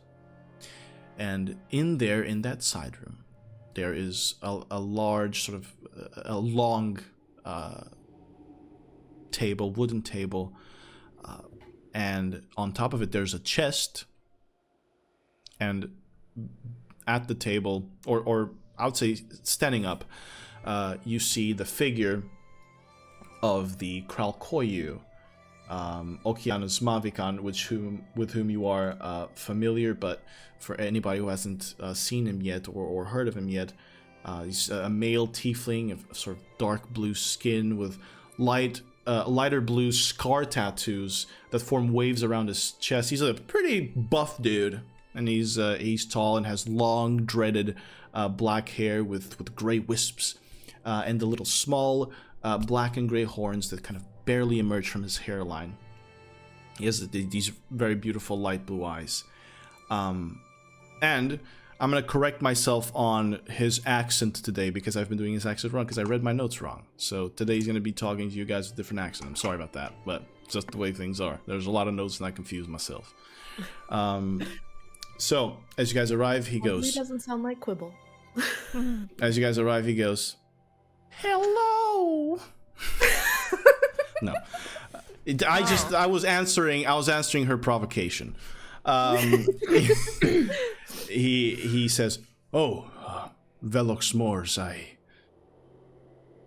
I've been expecting you, and I must say that I greet you with the most excitement, as the port has begun being cured, and it is all thanks to you. My family and the people of the city owe it all to you. And welcome to the Mavi Conclave, Velox Mors." Kralkoyu, the king, and I kneel. Oh, please, there is no need to do that. Rise, Haj'Draal.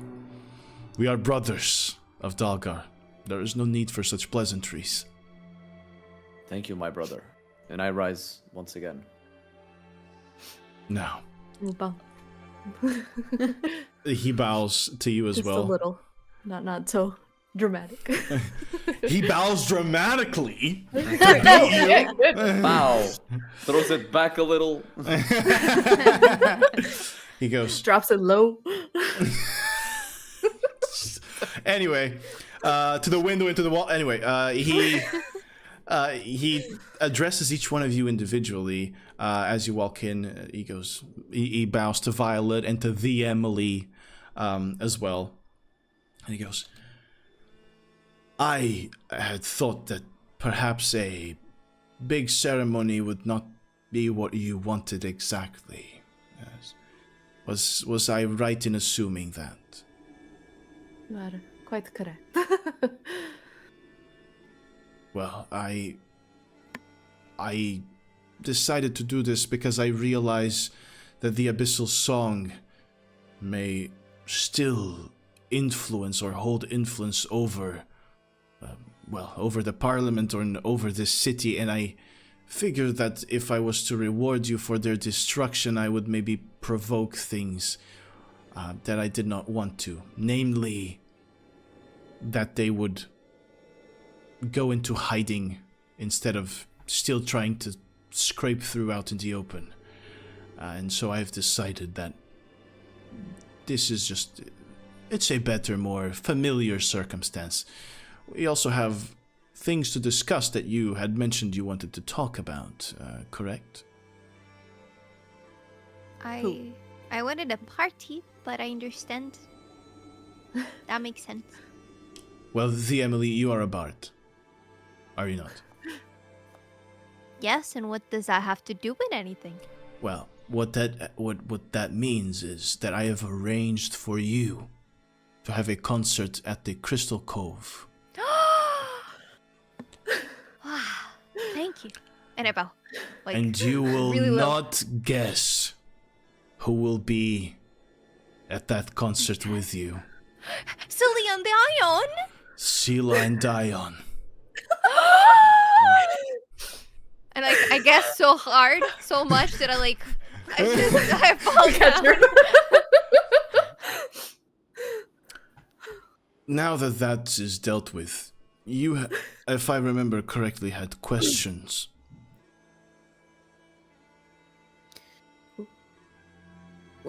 If we had questions. Sorry. Who was that? Flirting with the He's a cute guards. guard. Would you like that man? He's yours.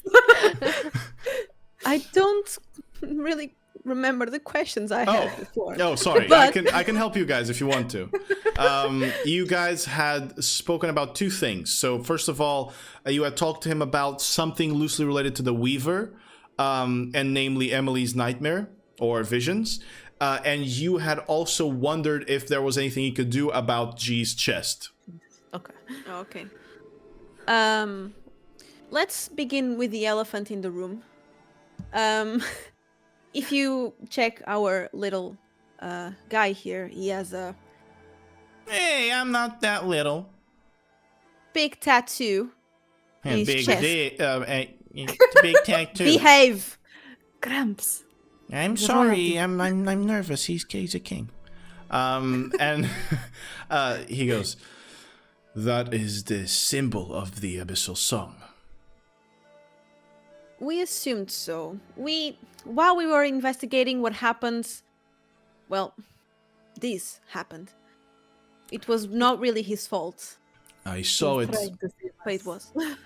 I saw it in when I shared the connection with Haj'Draal. I saw the moment happen. I believe I can help. Do you wish for it to be taken out? I turned to G. Cramps? Do you? Well, I think so. Well, actually, Haj'Draal, I'm sorry about not being completely truthful about this at first. And I know this is the enemy of your god. It's the enemy of his god too. But he has found it in his heart to ask me if I want to keep it or not. I want to ask you, Haj'Draal, what is your advice? Do you think I can hold this back and use its power, or should I get rid of it? Well, this is not Haj'Draal. Yeah, putting these decisions on me. What the fuck? What am I? Thought you were playing Wizardy the Reunion the whole fucking campaign, no?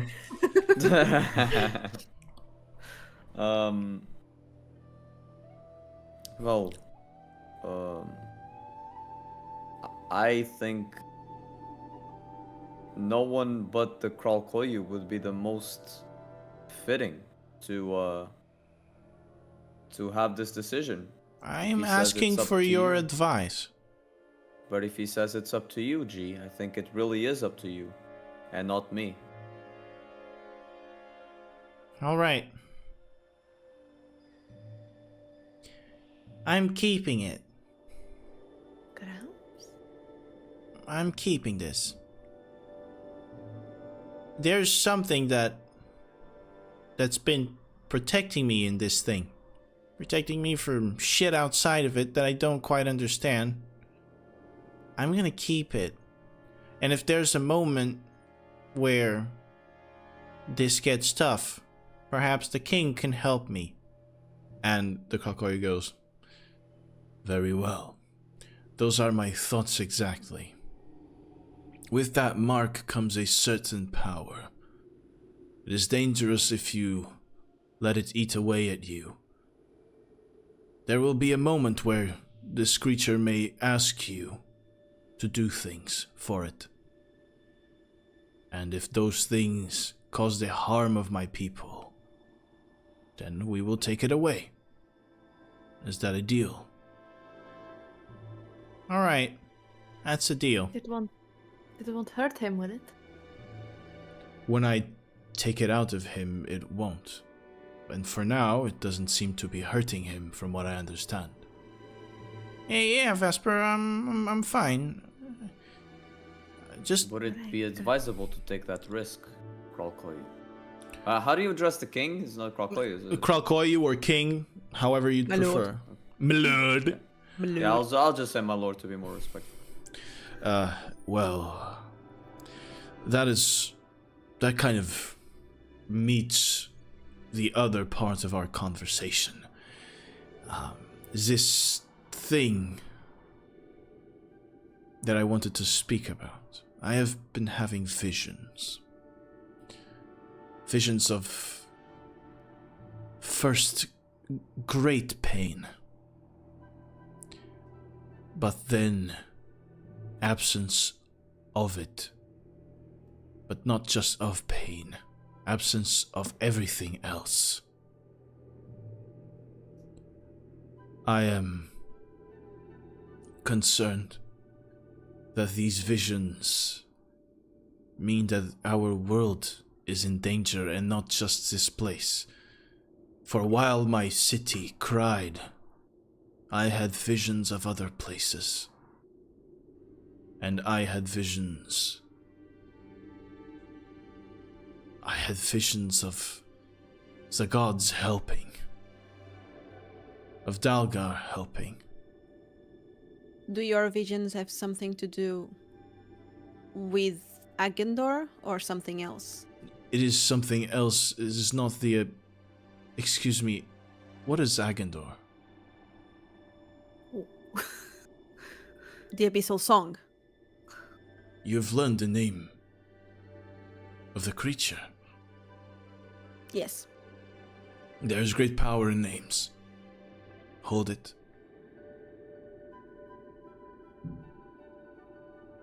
Okay. But the visions are not from the creature of the Abyssal Song. It is something else. It is something that has been here. It is fear, but intense. It is a terror so great, but great in more than one way. Great because it can also create. But the things it creates are, well, horrifying. Are the visions coming to you while you're up or while you're sleeping? It has happened in both occasions, but these visions are shown to me by Dalgar. He shows me things that either have happened or could happen. And I can't help but sense that this is somehow related to you. To all of you. But regarding the mark, you say this is part of the process. The G keeps the mark of... It is a defense. This thing, whatever it is, it finds, it seeds itself in a void. It is a void that perhaps you and I have filled by Dalgar. Perhaps others have it filled by themselves or someone else. Once that void is there, this thing, it wants to take hold of that void. And it will make it larger if it was small. It is unlike anything I have ever witnessed in my entire life. And you say we rely on one of Dalgar's mortal enemies to do this line of defense. It's that serious. I think it is. Whatever may offer us protection, and whatever may offer us comfort to fill that void. Even if those things are evil in nature, it might be useful to us at the moment. Well, His Highness, if there would be one person to trust about the word of Dalgar, it would be you. But I just pray to him also that you will not be wrong about this. I pray to him that I am not either.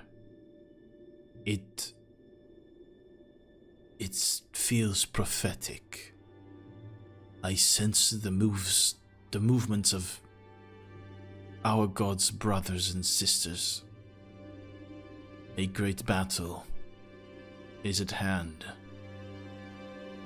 And Do I sense yeah. sincerity from his voice, by the way? I'm going to, since you share a faith with this man, you recognize the patterns of his speech. You recognize the allegories that he uses. You recognize any metaphors that he can make.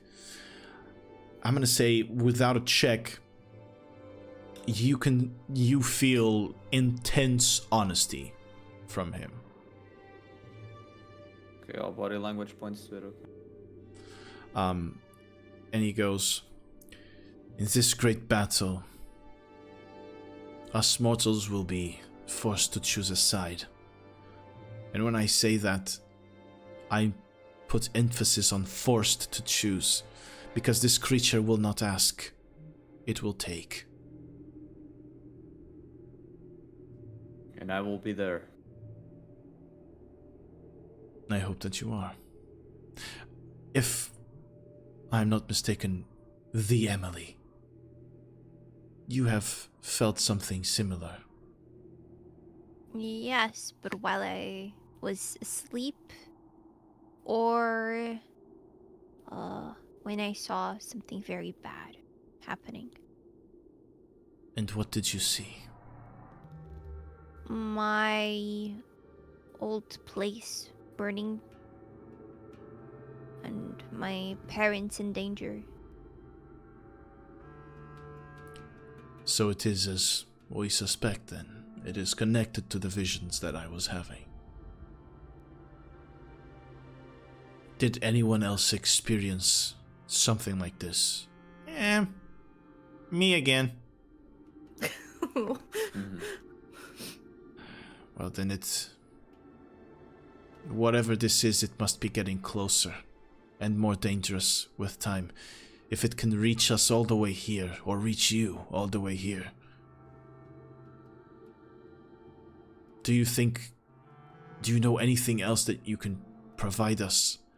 I have taken care to look upon Haj'Draal's thoughts only from the moments that he spent here, and you, all of you arrived after he was already here.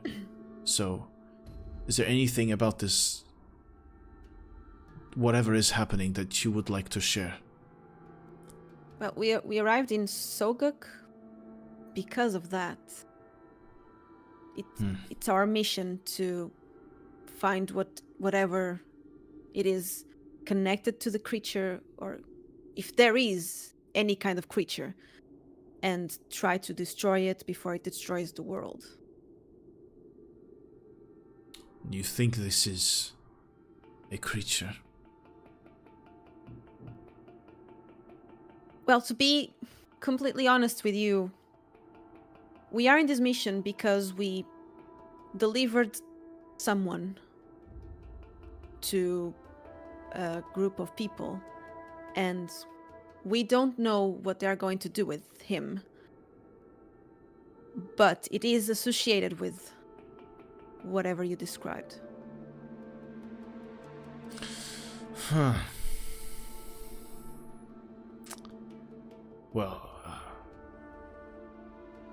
if your mission is to stop whatever this is, then it is my mission to help you as well.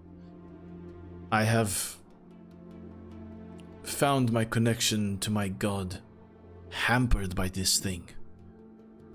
And so, visions, the only way he can communicate was he was much more present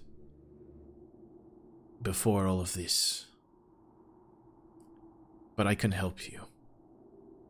I had heard that you were looking for a ship, if I was to remember correctly from last time we talked.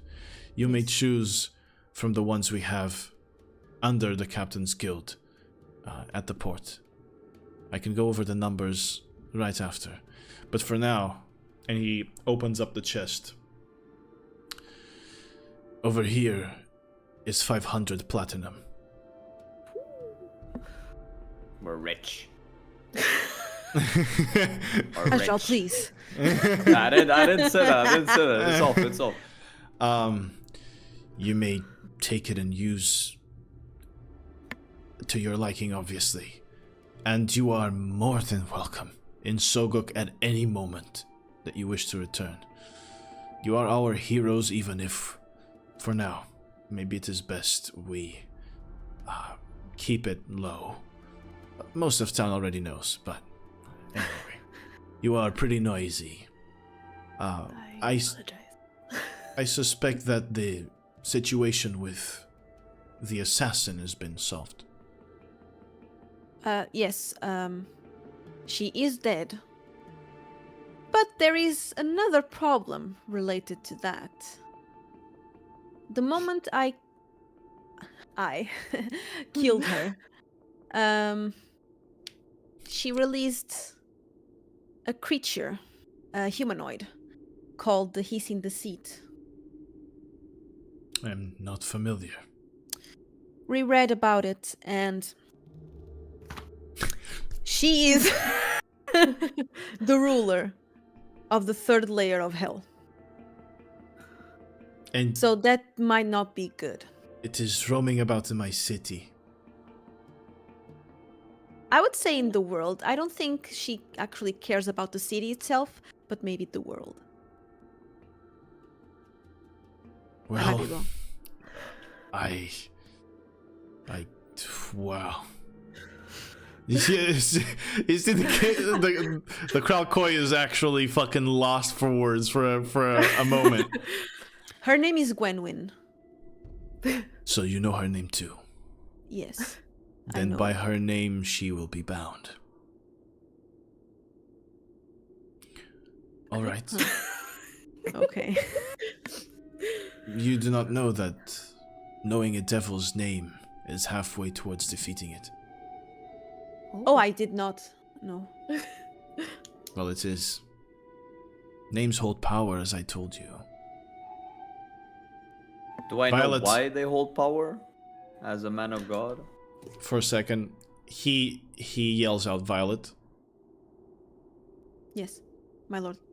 As you see, names hold power. Good point, my lord. Understood.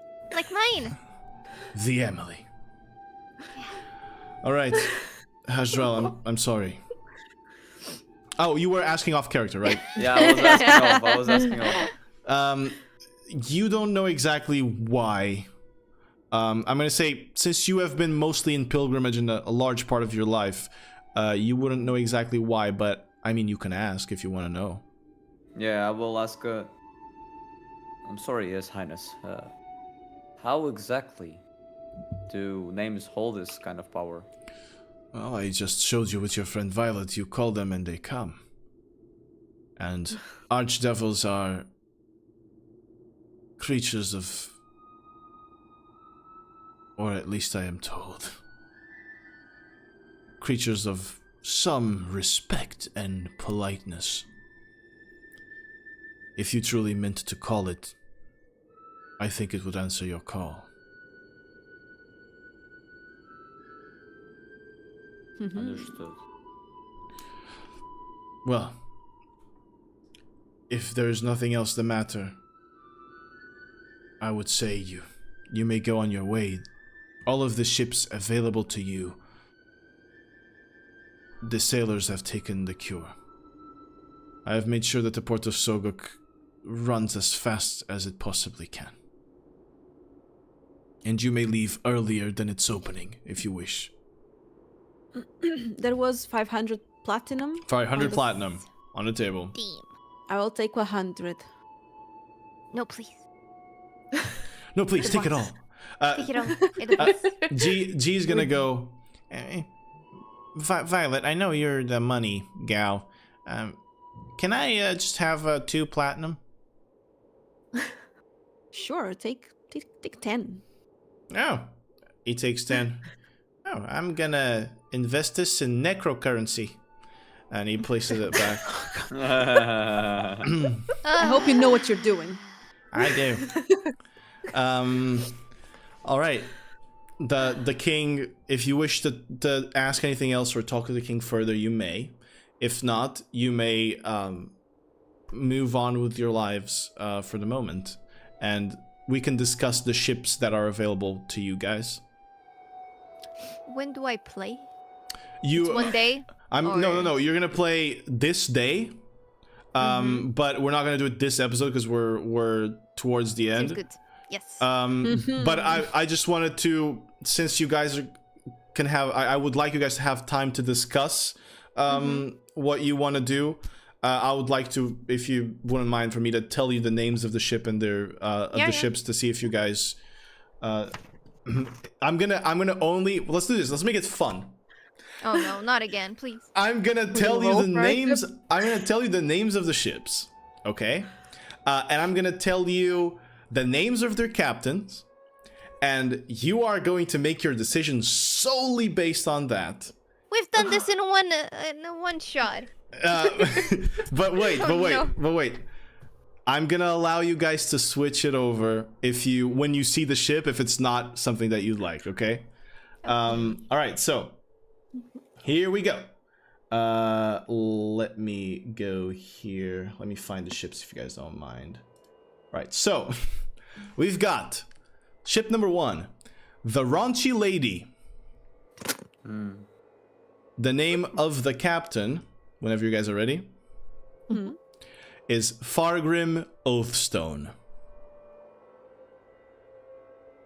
I'm gonna need you guys to give me the resumes after.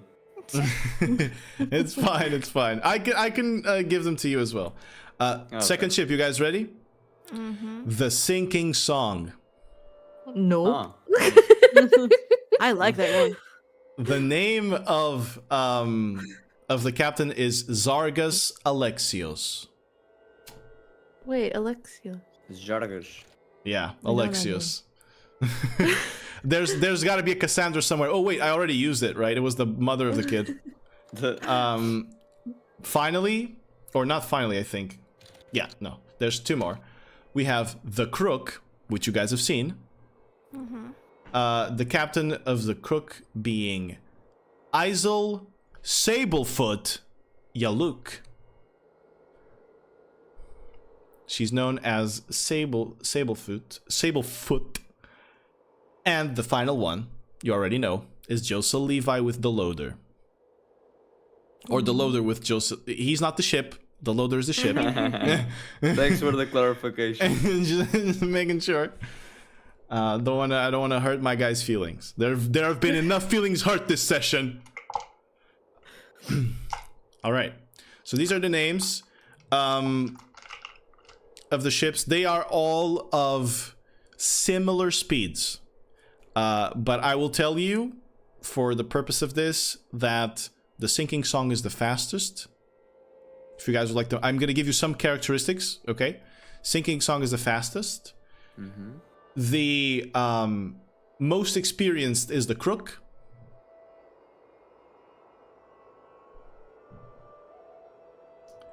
Which one is the most badass looking?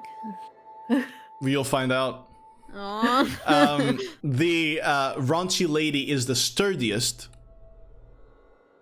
We like sturdy. We do.